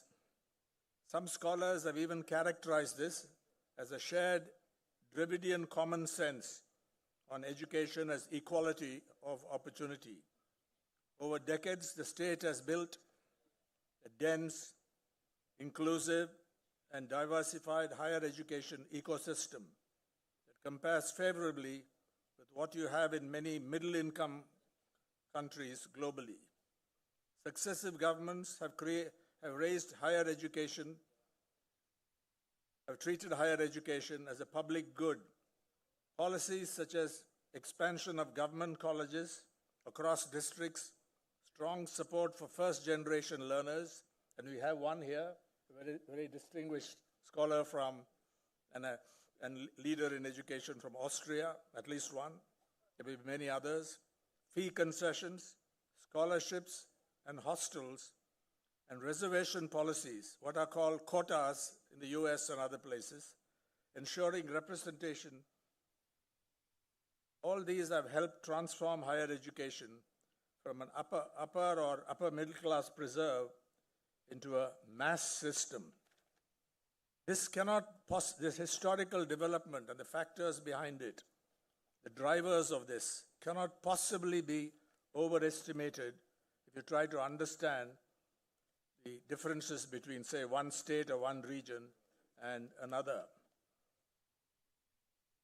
Just to give you some examples of Tamil Nadu's development, I know that time is short and we have gone far over the time limit for various unavoidable reasons. We can speak about Tamil Nadu's advanced development and higher education among Indian states. Some of the numbers were in the video presented earlier. There's a rich literature on this subject which can be referred to, so I don't have to go into them. But just to give you a few examples, 42 to 43% of all women employed in India's manufacturing workforce are in Tamil Nadu. Think about it. Population, a state with a population 6% of India's population, about 15% of India's manufacturing workforce. The data comes from the annual survey of industries. 42 to 43% of all women employed in India's manufacturing sector work in Tamil Nadu's manufacturing sector. An astonishing figure, hard to make sense of unless you understand the role of education and also social reform and the struggles for social justice that brought this about over the truly long term. And there are many other numbers that underline this point. But you can't rest on our oars. Tamil Nadu, perhaps, there are a few other states that have attempted to do it and have made progress. Maharashtra, for example. But Tamil Nadu, perhaps more than any other state, has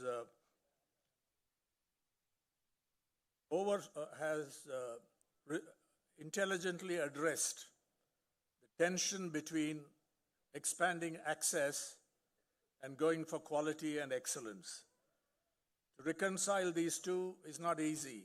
We can theorize about it, but in practice, to achieve this, to bring in first-generation learners, to those who have lacked historically and socially opportunities, decent opportunities, to live like human beings who have been discriminated against, who have been denied the gift of education over centuries, at least in modern times. I think to do this in practice is extraordinarily difficult. And I liked an article in The Economist published recently. I'll just cite the conclusion, which addressed this point. The Economist is not known for championing all that these drivers that I've referred to, but there's this particular article called "Which is India's Superstar State?" Forget the name of the state or the other state that's being compared with, just the point. And I quote from the conclusion: the pair offer lessons all across India. Populations find it easier and more appealing to seek growth by laying concrete than by pumping up skills. New roads and bridges make for good front pages and bring immediate benefits. The fruits from improving schooling, by contrast, come much slower. Yet unleashing the power of India's young and massive population will require investment in health and education, something that the economist Amartya Sen has been speaking about and writing about for well over half a century or more. It will also mean, and I resume my quote, it will also mean fighting obstacles such as sexism, caste, and environmental degradation that keep people from fulfilling their potential. This is far from easy work, but as Tamil Nadu shows, it would pay off in spades. I think it's very well put. And this brings us to a point where you cannot rest on your oars, because providing access doesn't resolve everything. And the Nan Mudalvan scheme, that I'm the first, trying to bridge that gap between what you learn in college and what is required in the workplace when you're ambitious, that gap exists. It's a real thing. It's a big gap. And it has defeated the effort of graduates in this state and elsewhere to find proper employment and to advance their careers. It's a well-known problem. Some people have said they are unemployable, using harsh language. And I think it took this government, perhaps the first in the country, to try to fill this gap through this scheme, providing skills and capabilities training. I attended one session, and I think it's been taken very, very seriously. We'll see how it works out over the next 4 or 5 years. But I think it addresses a real issue that stares us in the face.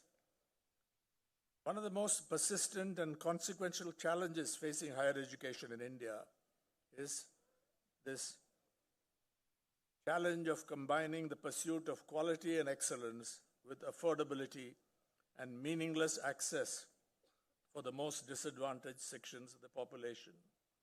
Reservation policies have worked over the long term to bridge the gap, to bridge the huge divide. There's no doubt about it. The data that show that students from the cutoff marks for students from what are called the backward classes are very much the same as those who come from the non-backward classes, so-called forward castes or communities, students coming from that. But when it comes to students from the scheduled castes and tribes, the gap is still quite substantial. It has to be bridged. The question is why? Access does not exactly equal opportunity. There are many hidden costs of education. There are cultural barriers. Girls and young women meet these barriers in particular, but so do young people coming from rural areas and small towns. So do people who do not have any kind of proficiency in English, whose parents are sometimes barely literate or certainly uneducated and certainly do not have any kind of knowledge of English. how do these young people fare?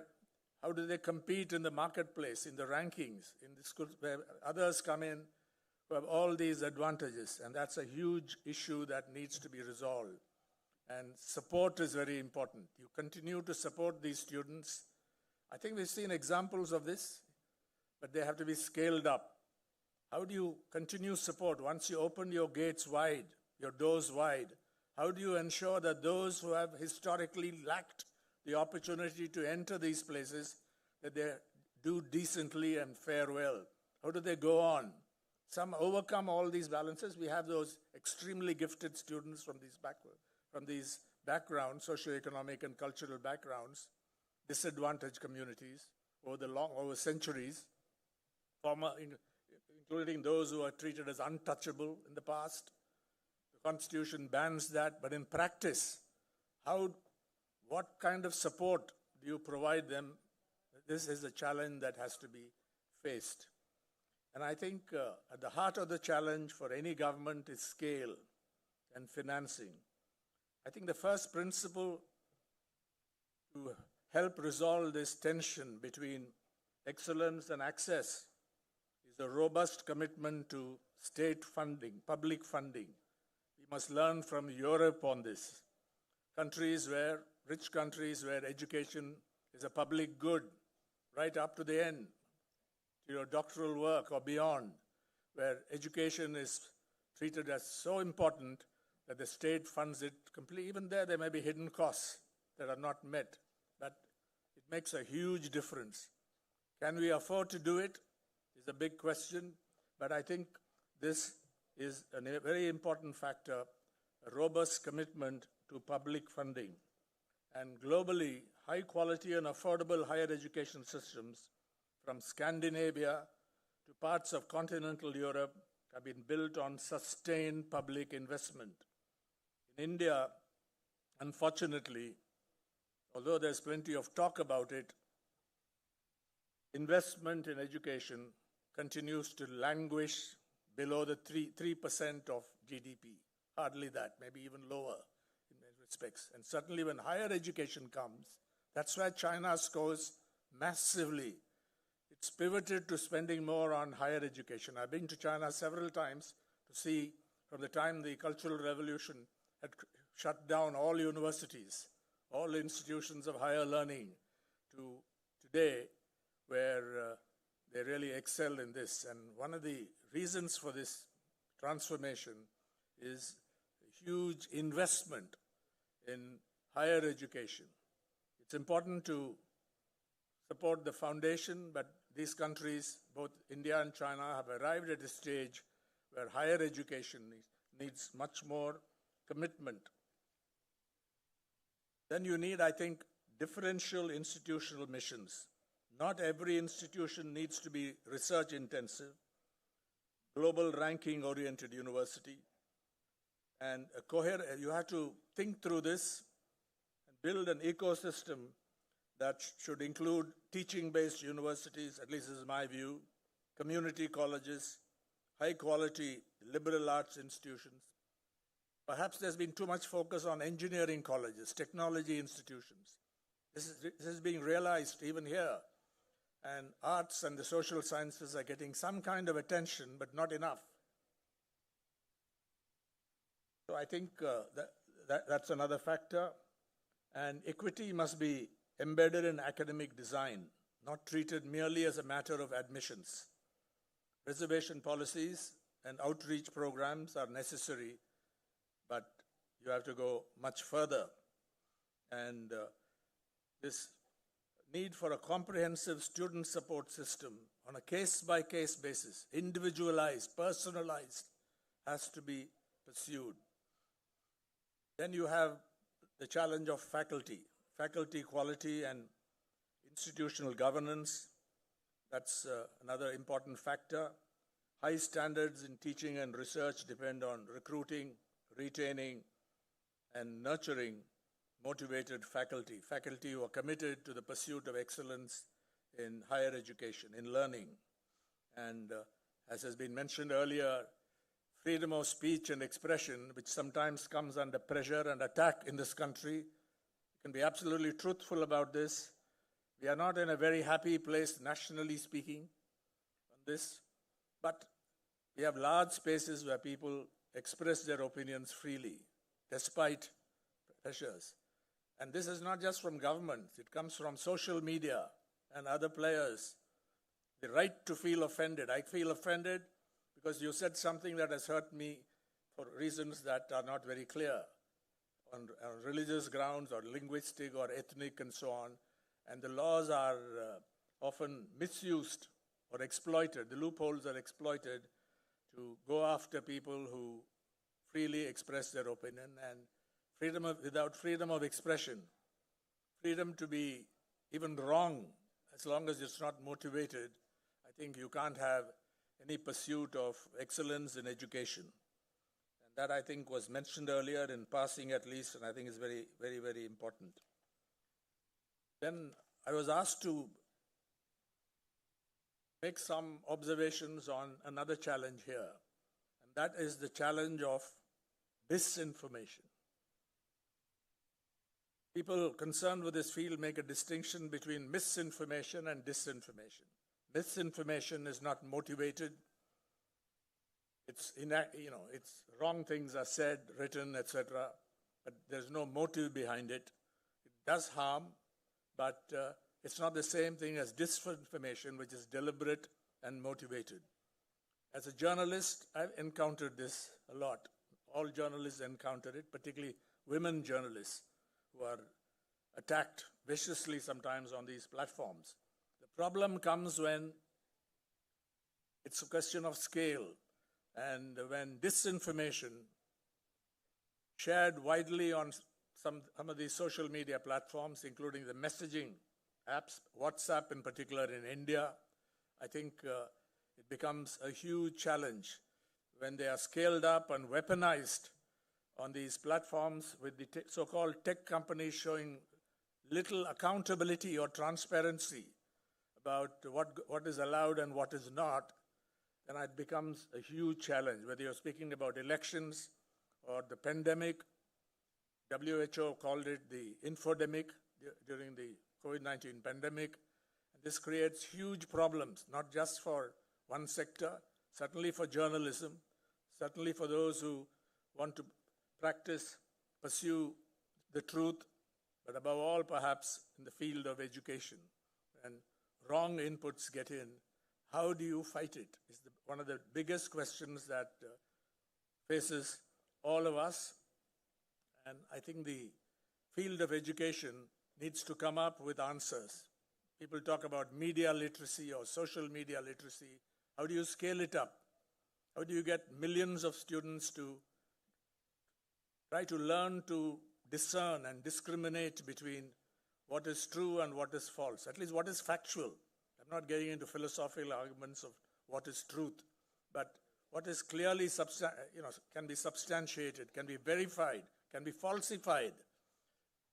I think they need to learn about this, and I think unless it starts at least the middle school and high school level, and unless institutions of higher learning devote a lot of attention to it and resources to it, I think this disinformation is going to wreak, particularly in the age of artificial intelligence. Deep fakes are extremely difficult to detect. I think it's going to be a huge problem. So all these are involved here. I'm very happy that Knowledge City, a project that is being executed with the Tamil Nadu Industrial Development Corporation. I think it's done a brilliant job in many areas in the past. I can say it. I'm not campaigning for it.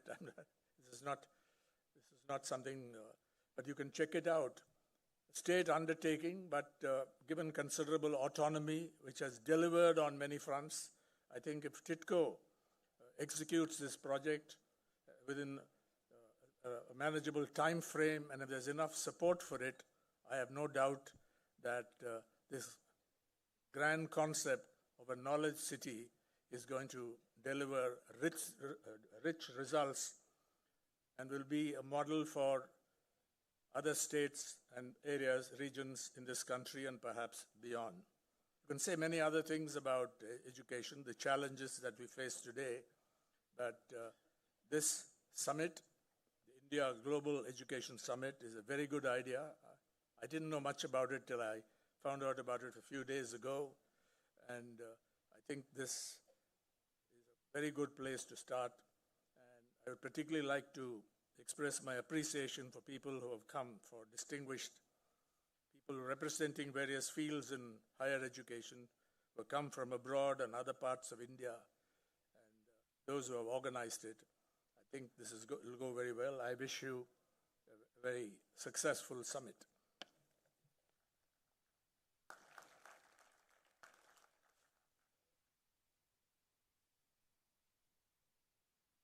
Thank you very much, sir. Your remarks remind us that education is not only about mobility, but also about ideas, inquiry, and public good. I'd now like to invite Sandeep Nanduri, IAS, Managing Director, TIDCO, to propose the vote of thanks. Sandeep is a senior administrator with wide-ranging experience across Tamil Nadu's administration, known for combining policy clarity with strong on-ground execution.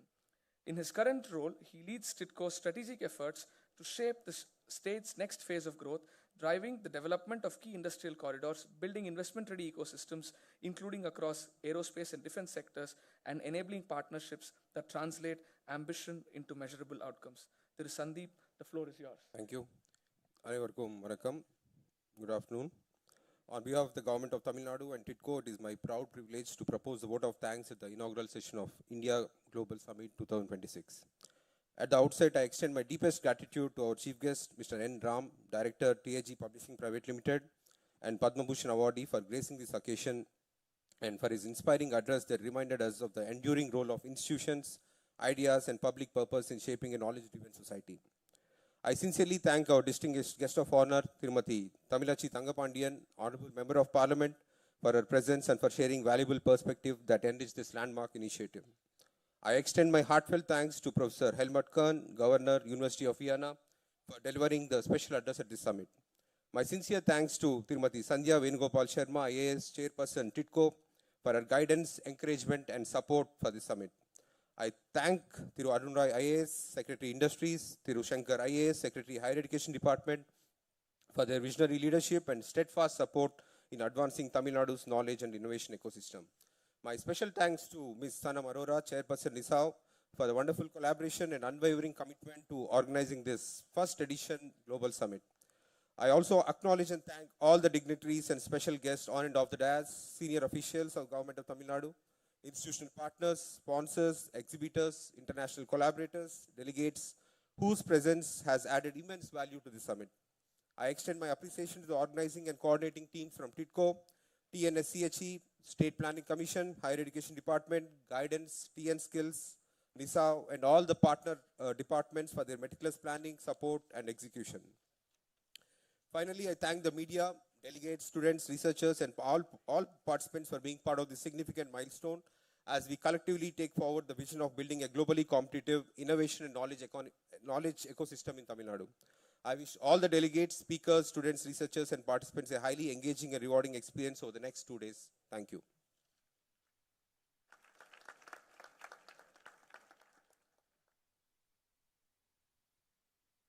Thank you so much, Sandeep Nanduri, for those gracious words and for TIDCO's commitment to building Tamil Nadu as India's leading investment destination.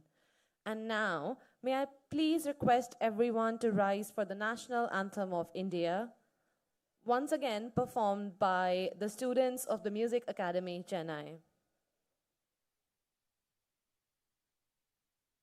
जनगण मन अतिनायक जय हे भारत भाग्य विधाता पंजाब सिंधु गुजरात मराठा द्राविड उत्कल बंगा विंध्य हिमाचल यमुना गंगा उच्चल जलति तरंगा तव शुभ नामे जाहे तव शुभ आशीष माहे गाहे तव जय गाथा जनगण मंगलदायक जय हे भारत भारतभाग्यविदाता जय हे जय हे जय हे जय जय जय जय हे. Thank you very much. Please take your seats back in the audience, and may I request our distinguished dignitaries to kindly return to their seats in the audience as well, as we move on to the first very exciting panel discussion of the day.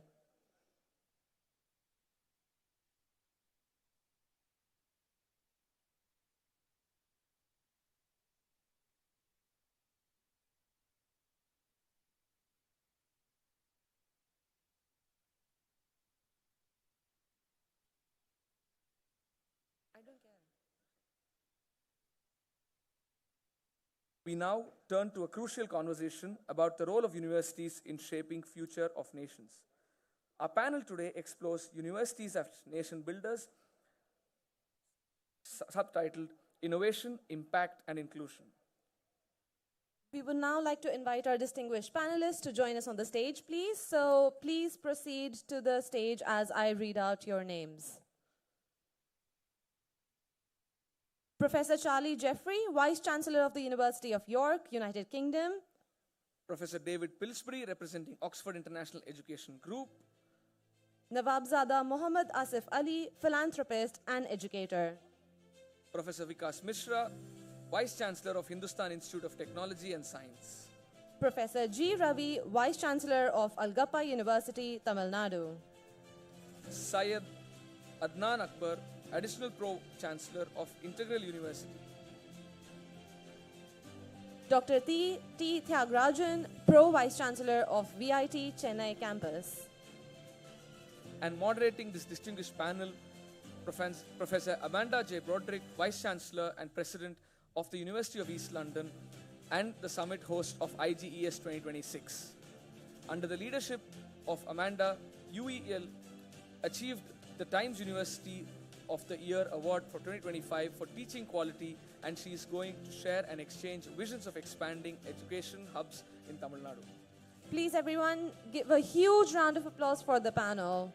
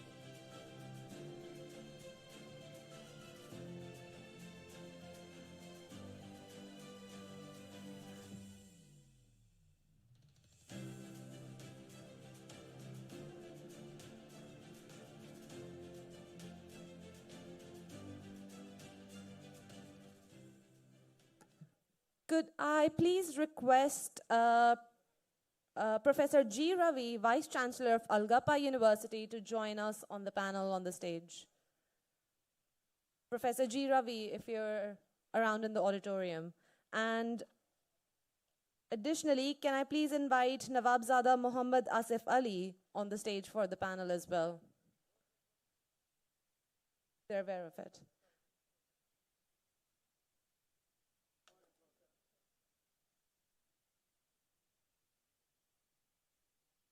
Please, everyone, join me in giving a huge round of applause for the panel. And Professor Broderick, over to you. Good afternoon, everyone.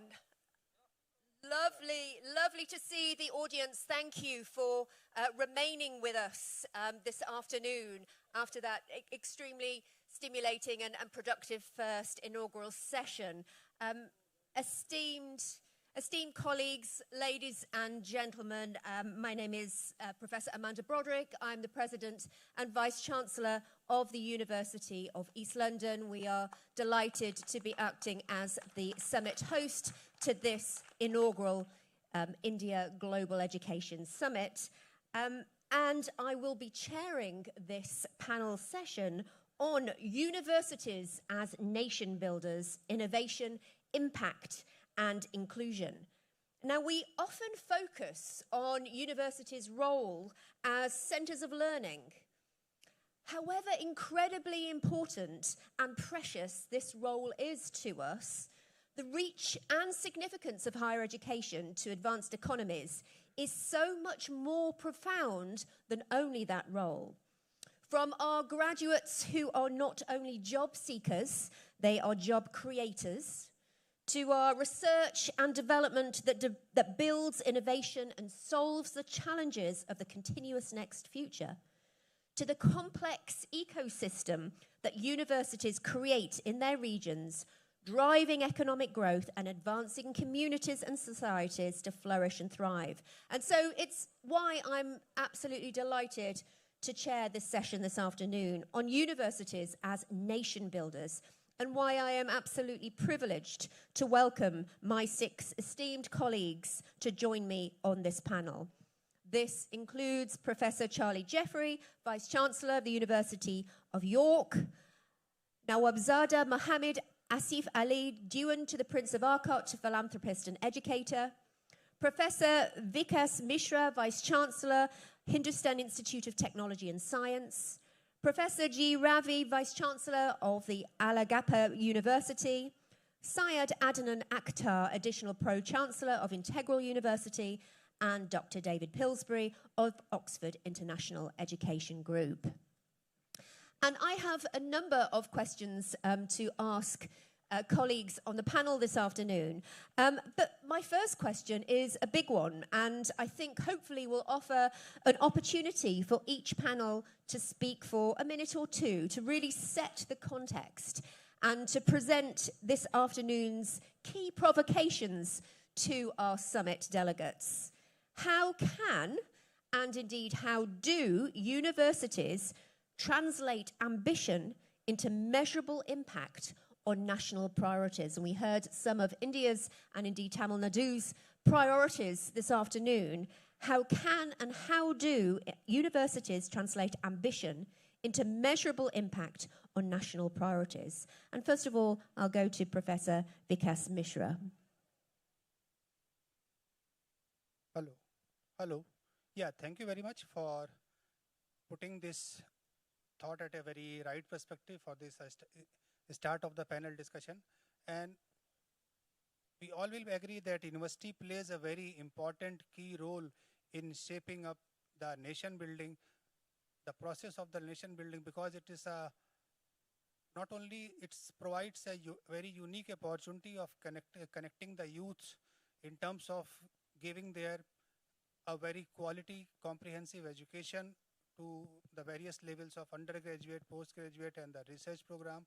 It also provides a very unique opportunity of comprehensively overall shaping up the future of the generation of students, those who are coming. And as a university, we own a lot of responsibility where we are interested with the responsibility of giving the process of higher education to the youth, to the mass of students, those come to us, and university can translate ambition into a measurable impact on the national priorities by adopting a very comprehensive institutional approach that aligns research, teaching, and operational strategies. And as a university, we play a very significant role of connecting the students with the social impact, where we reach out to the industries, where we reach out to the audience, that what is the societal need, in what way we are going to give that domain-specific knowledge, the moral and the cultural values. That is very important.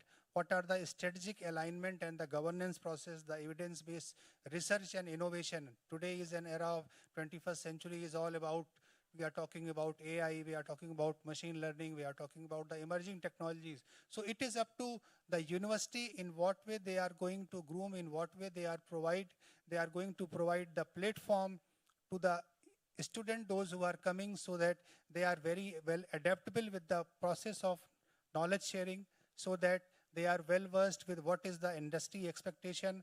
And it is an era of plug and play, where now gone are the days where the industries were having that patience of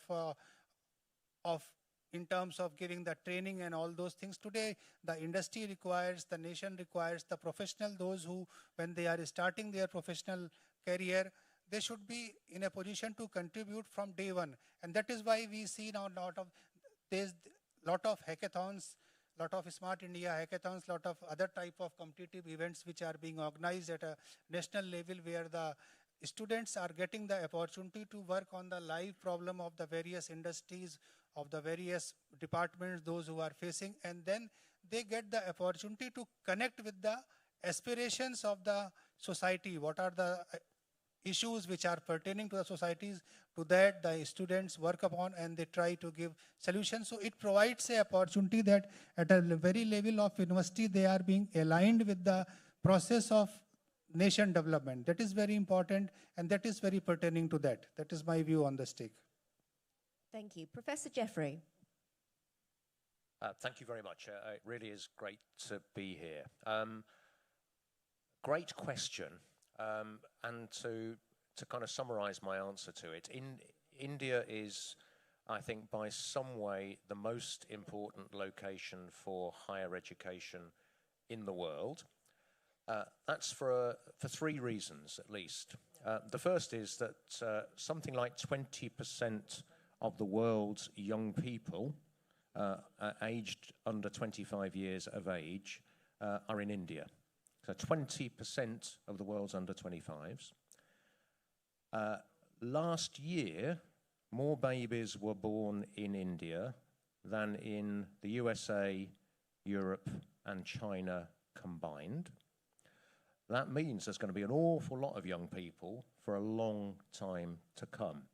And young people are the lifeblood of universities. Third thing, India will be in a few years, I think estimates vary, in a few years, the third biggest economy in the world. It's an extraordinarily dynamic economy. That's also the lifeblood of universities, because the research-led innovations that are opening up new kinds of economic opportunity and industry are led by discoveries at universities, and that pipeline of talent that universities produce provides the labor capable of working in those new industries. So I think the answer to your question is, Amanda, whether universities in India and whether international universities like York establishing a presence in India are capable of meeting the challenge of providing outstanding educational opportunity to that very, very large amount of young people, and to provide that flow of research-driven innovation into the economy, which will be staffed by those young people. I think India is probably well set to do that, to achieve a 50% participation rate in higher education in a few years' time, and to continue to drive what is one of the most dynamic economies, if not the most dynamic in the world. Thank you. Now, Abzada Mohammed Asif Ali, would you like to say a few words? A very good afternoon. Thank you, Amanda, for the opportunity, and it's a great privilege to be here amongst the elite members on the stage and off the stage. So I take this opportunity to answer your question, but I would like to say something before that. I was just talking about, in the podcast right now, the generation of the students, what we have Um, the whole idea of what is education for them, they have to understand that first. Because you ask a youngster, a student, what are you studying? Sorry, what are you studying your course for? Either it's medicine or engineering or architecture or whatever. Most of the time, the answer you get from the student is that I want to earn some money. I want to make a life. The idea what the universities have to instill amongst the students is that they are studying whatever you want to study to build the society, to build the community, to build a better place to live in, to build for a better standard of living. I think that's what the universities have to teach the students before they teach them the subjects, what they want to learn.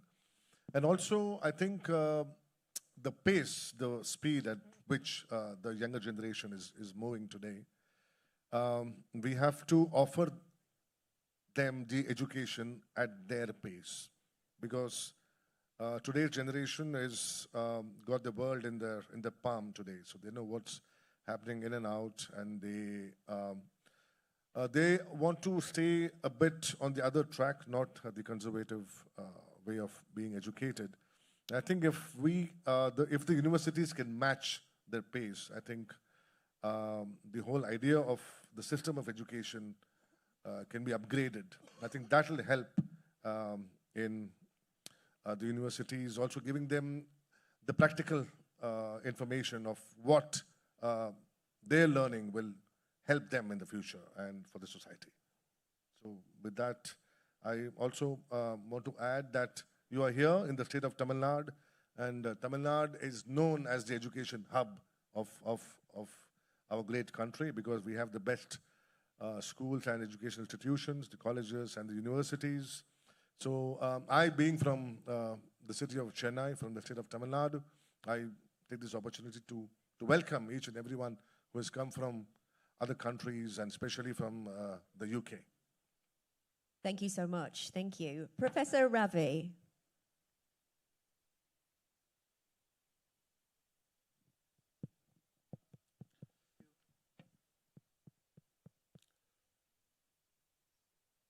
Good evening to one and all present here.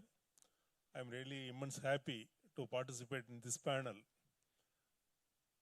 I wholeheartedly welcome our foreign delegates who have come over here from different countries.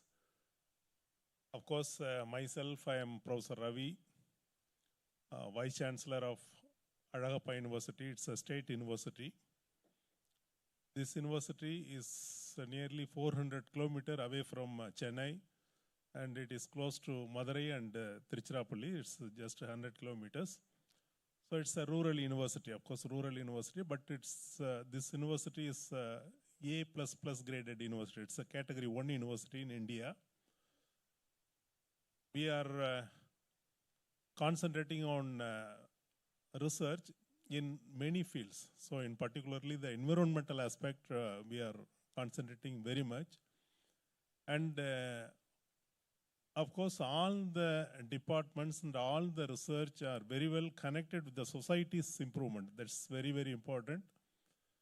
And as already pointed out by many speakers just earlier, the India's GER, gross enrollment ratio, is nearly 27%, whereas Tamil Nadu GER is nearly double, that is 52%. But as far as the skill part is concerned, and we have to improve the standard of skill further and further. That is very, very important nowadays. And the government of Tamil Nadu and the government of India has taken great initiative to improve the skill of the students. So we are concentrating more on the skill-based research. And the second aspect, to have a good connectivity with the industry. And even though our university is situated in rural area, we brought some industries, like 6 or 7 industries, which are directly related to the societal welfare improvement. So that kind of activity we are doing. And in particular, we are doing very good research on the semiconductor. Of course, it's a very much needed one. So silicon, germanium, so these are all one aspect. But now we are expecting a very good research on gallium nitride. So that is a very important need of an hour. So of course, the present that is turnover from gallium nitride, it comes around $3 billion, but we are expecting that will increase to 35 billion in 2035. So this kind of research we are doing well, and of course the memory devices and many other things. And some people from our colleague, they have come from Alagappa University, and we are doing good research on that is hydrogen energy. Of course, energy sector is very important. The energy sector, and we are really successful in getting that is hydrogen from the water by electrolysis process and many other methods. And at present situation, the innovation as well as the new ideas.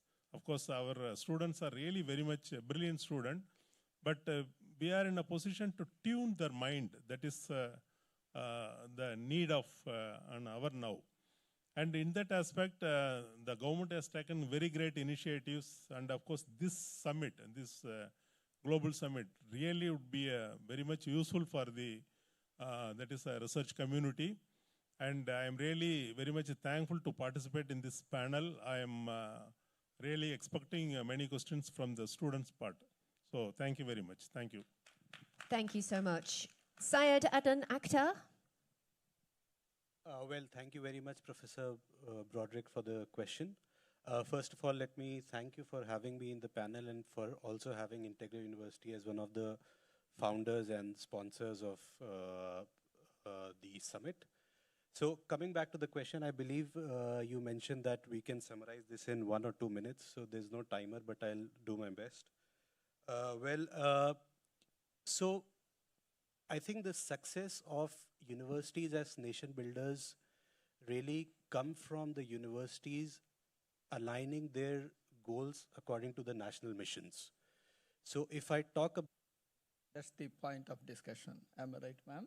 Yeah. As rightly pointed out my immediate speaker, the national mission or the NEP, the ideas that were thrown open, the direction that are given, shall become the vision and mission, goals, objectives of the education institutions. Aligning with that, VIT, in one line, the vision is transforming life through excellence in education and research. Transforming life through excellence in education and research. The university will take care of the education, basic education, and the research. If you look at the booklet given here, the global leaders shaped in Tamil Nadu in various fields, Indira Nuhi, Sundar Pichai, A.R. Rahman, Rukmini Devi, Mahesh Bhupati, Anand Mahendra, C.V. Raman, A.P.J. Abdul Kalam, Mani Ratnam, Rajinikanth, Vishwanath Anand, Srinivasa Ramanujam in different domains. The next line written is from which school or which college, which university they have studied. That itself tells the role of the education institutions in national building. I will come back later to throw more light on 3 aspects: the innovation point of view, the inclusivity point of view, and hence the impact that has created by the universities in taking forward these 2 lines in national building. Thank you very much. Thank you. Dr. Pillsbury. Thank you. So if I try and distill, I've heard the earlier session talked a lot about talent, knowledge generation, and the importance of place. I think we've heard from this panel the need for enabling policy, for public purpose, and the point that I would add as a representative of a private company that works with universities, private capability building. So what we need is innovation with purpose that is undoubtedly academically led, but has a partnership model. Nation building needs universities to innovate with industry and civic partners, not in parallel with them. We need co-design of the curriculum. We need truly applied research. We need new delivery models, and we need to create local capability, not dependency, which we all know is one of the challenges for delivery of transnational education. And I would say, as my proof point, the thing that we are proud to be associated with, which is the development of the University of Southampton campus in Delhi. Oxford International Education Group is the private sector partner for that development, which was enabled in 9 months and has delivered a high quality, truly capability and capacity building development that I think does begin to lay the foundation of a new approach to higher education for the nation that India wants to build. Thank you. Thank you. We've heard about the role of campuses, transnational education. Before I move on to the next question, just one final example. Over the last 7 years, the University of East London has achieved the fastest increase in graduate employability and the fastest increase in graduate new business creation. If I make an equivalent comparison of the economic value of that, so the economic value equivalency is every single household in the London borough of Newham, which is the most populous in a London borough of any of the regions of London. The equivalent is each household would have been £5,000 per annum, per year, worse off if we hadn't gone through that transformation. So the regional complex ecosystem in which campuses, higher education universities are physically located is incredibly powerful for those regions, those communities in which they're based, in which they're anchored. And so as I move on to the next question around different models of partnership, if we think about that economic equivalency, that economic value of these types of partnerships. So I would like to first of all go back to Professor Jeffries on what structures and partnerships allow higher education institutions to convert both research and teaching into societal outcomes. Thank you very much, Amanda. Building on my first point, our challenge is to support individuals to achieve their potential, so that contributes to the collective well-being, but also to support the economies in and around the places in which we are located. Neither of those things really can happen without partnership. I'll say a little bit about University of York, Mumbai in a moment, but the University of York in York in the UK has a range of partners with whom it works across our region in the most disadvantaged parts of that region to open up the possibility, the choice of university for people who might not otherwise have it. I couldn't do that simply from the University of York. You need to be embedded in, have the trust of communities. And if you want to fulfill the economic potential that emerges from the research and innovation, the companies that we grow, you're not going to do it just by yourself. We have an outstanding relationship with our local and now regional authorities, with business organisations in particular sectors across the region, and it's that partnership which allows us to reach that potential. That's the spirit which we're taking to our campus in Mumbai, which will open later this year. We see that as about widening access, supporting individuals who may not have the same opportunities as others to fulfill that potential, but also to work with and in key industries in Mumbai. One of the things we're specialising in that campus, for example, is creative technologies. Mumbai as a world centre of creativity. We think there's something there through our research capability, but also in due course through the graduates we produce, which will help to anchor and reproduce that strength. One last word. We don't see this simply as taking York into Mumbai. I think we have an awful lot to learn in the UK from how things are done here, especially in those areas, Amanda, that you mentioned. I think embedding employability, embedding industry into the curriculum from the outset, nurturing graduates whose ambition is to form companies, is something India does better than the UK. And I think we've got an awful lot to learn and benefit from that cross-fertilisation we can have when we work here. Which is a great opportunity for us to pass to Professor Misra. What can we learn together?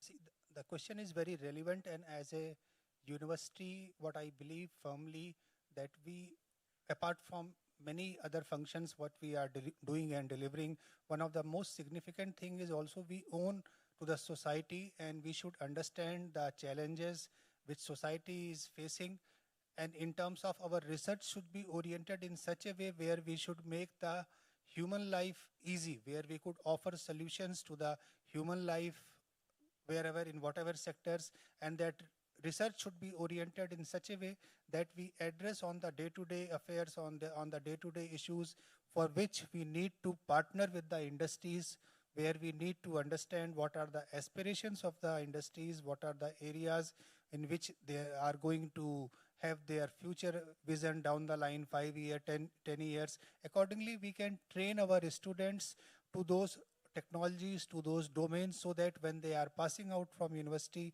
they are in a position to better contribute to the societal need. And especially, it is also very important that through our various human bodies, we need to take care of the various cells like the university incubator and the accelerator cell, or the institution innovation council with the formation of entrepreneurship cell. We should enhance and we should imbibe those virtues and those qualities to our students, so that they are not only looking for a job, rather of becoming a job seeker, they became a job creator. So that is very important, that we holistically understand the dynamics of the system where we are, the environment in which we are living, and also to know the aspirations of the societal need, of the human need. And research, apart from going for publications, going for other contributions, devising the principles and all those things, it should be value-based, it should be ethics-based, which should address the normal day-to-day human concern of the society, and it should offer solution in that way, so that we can make the human life more accessible and more comfortable. Thank you. Thank you. Dr. Pillsbury. So, Amanda, you're absolutely right that structures are important. And when I was the Deputy Vice-Chancellor at Coventry University, which was noted for its international engagement, that was driven by establishing a number of mission-critical structures. However, I think more important for UK universities particularly is philosophy. It's about recognizing the move from employability to employment. And I bear the scars for this, in that when we set up our London campus, Coventry, the hardest thing for me to get the university to agree to was that every student would get work experience. What we've done with our collaboration with the University of Southampton in Delhi is go a step further. And we have recognized that Indian students want a path to employment. Employability is not enough. That's our role as the private sector partner, something that we're well placed to deliver. And I hope that that will catalyze a real sea change in the approach of UK universities to this incredibly important aspect, not just here in India, but back in the UK. This needs to be a global change. It is no longer good enough to signpost where jobs might be and provide CV support. You have to get young people actively into jobs. Thank you. I'm going to ask the question in a slightly different way to our remaining panelists. So what role does global collaboration play in supporting universities as nation builders? But please do pick up on those modes of partnership and routes forward. Nawab Zada Mohammed Asif Ali, please, over to you. Yeah, thank you. Before I say anything, I wish to thank my dear friend who's sitting there, Mr. Dharani Dharan, who's the international spokesperson of the DMK party. And Sanam, thank you so much for the honor. You're doing great. We are really, really proud of your vision. Okay. I don't know, I always go back to one step to the question to answer. See, whatever we have spoken on why we are here, I wish to add something very important, that the reason we are here is to have an exchange ideas, because many people have come from many countries here, especially the UK, and we are in India. And the whole idea is to understand the process of making our society a better place, and through education as the medium and global level. That's what you asked. But talking about, I just want to have just noted down 3 points which I want to talk about. Is first, how do we achieve all this, whatever we have spoken? What is the basis? The basis is to understand what the student wants to learn and how he or she wants to learn. I think it starts from home, the parents of the child. I'm sure there are many parents who are sitting here. It's a common practice, at least in this part of the world, to push your child to learn what you want to learn, not what the child wants to learn or what the student wants to learn. I think we have to understand the aptitude of the student and guide the student to achieve whatever we are here for. And number two is in the schools, in the colleges, I think it's a global practice, is to grade them. Right? You're a better student, you're not a better student, you still have low marks or low grades. You're pushing the confidence down. You're suppressing the IQ, right? I believe a student hears the word no 5 times more than he hears the word yes. So we have to work around that more than anything. And also, I want to finish by saying that I spoke about the youth, the young generation.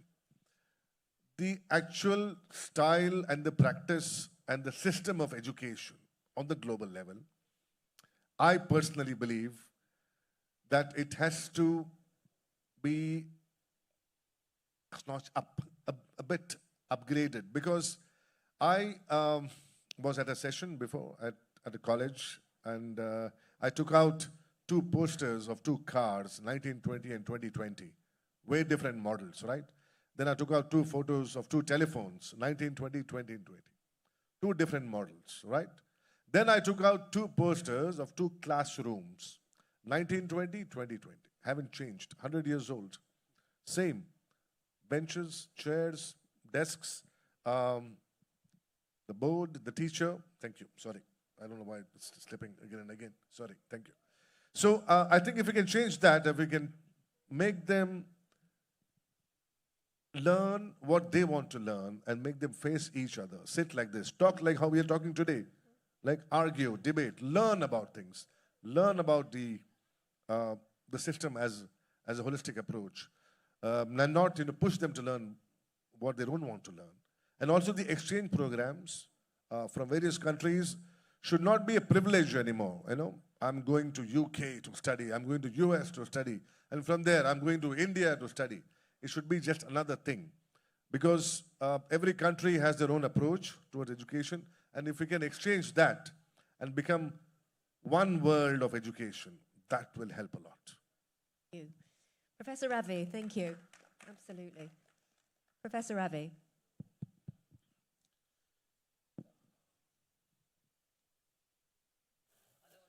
So thank you, moderator. Of course, The first thing we have to concentrate on that is a curricula improvement. That is very, very important as far as the Indian universities part is concerned. We have to identify the problems which are required by the industries. So the industry relevant curricula should be given for the student. That is number one. Then the second thing is the collaboration. Of course, the collaboration is very, very essential.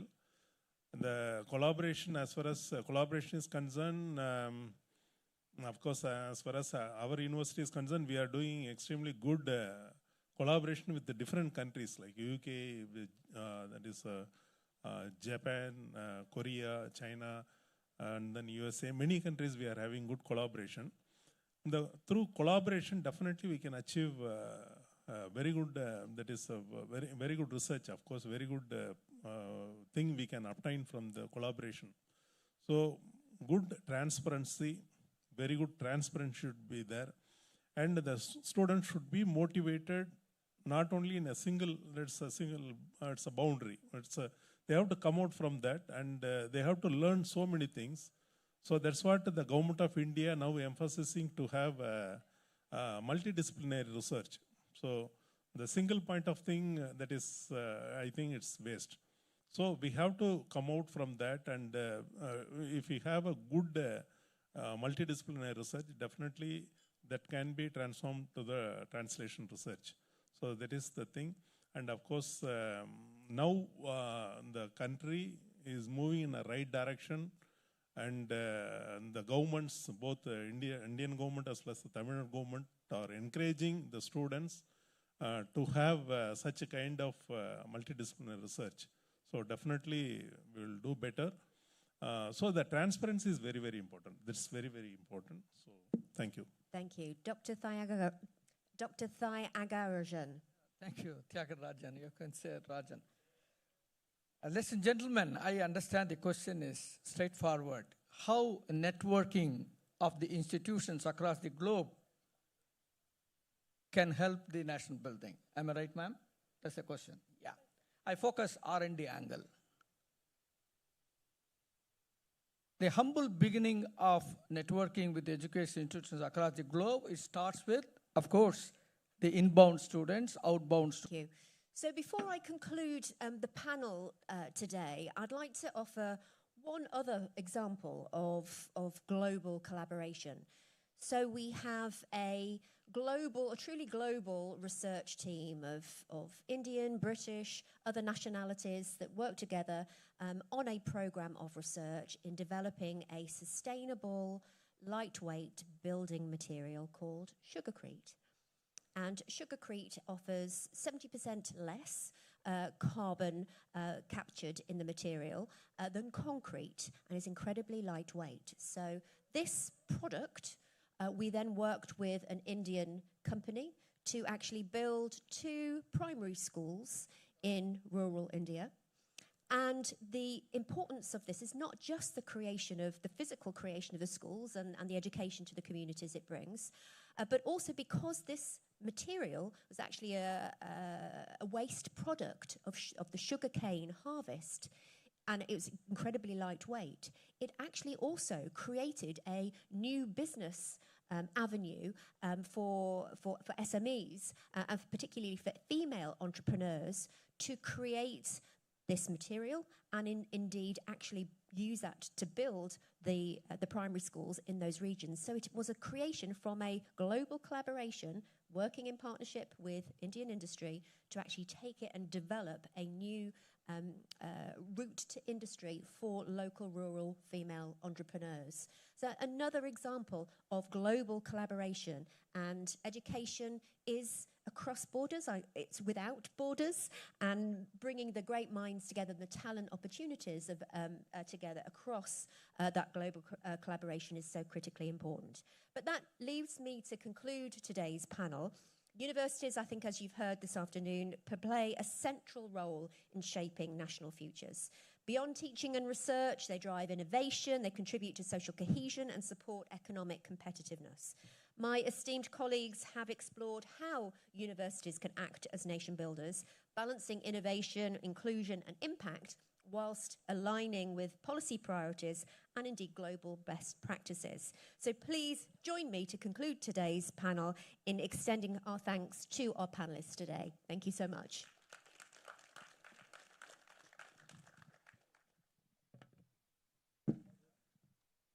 Thank you so much, Amanda, and the exceptional panelists for the lovely and well thought out discussion.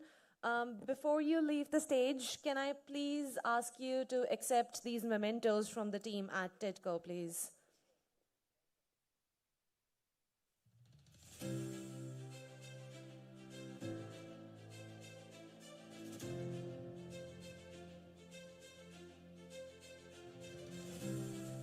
And for everyone else, I will ask you to take a short break for high tea and networking in the communal area on the 3rd floor, which is where there's also parallel panel sessions happening in Education Hall, Knowledge Hall, and Impact Hall.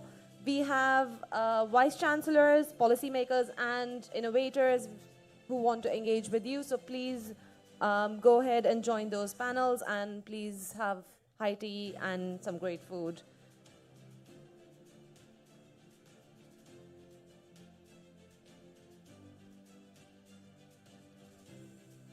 To all the students, for day 2, there's the housekeeping announcement. Please remember to bring your lanyards and ID cards tomorrow for ease of entry into the event. So thank you very much, and please enjoy the rest of the panels and high tea upstairs on the 3rd floor. Thank you.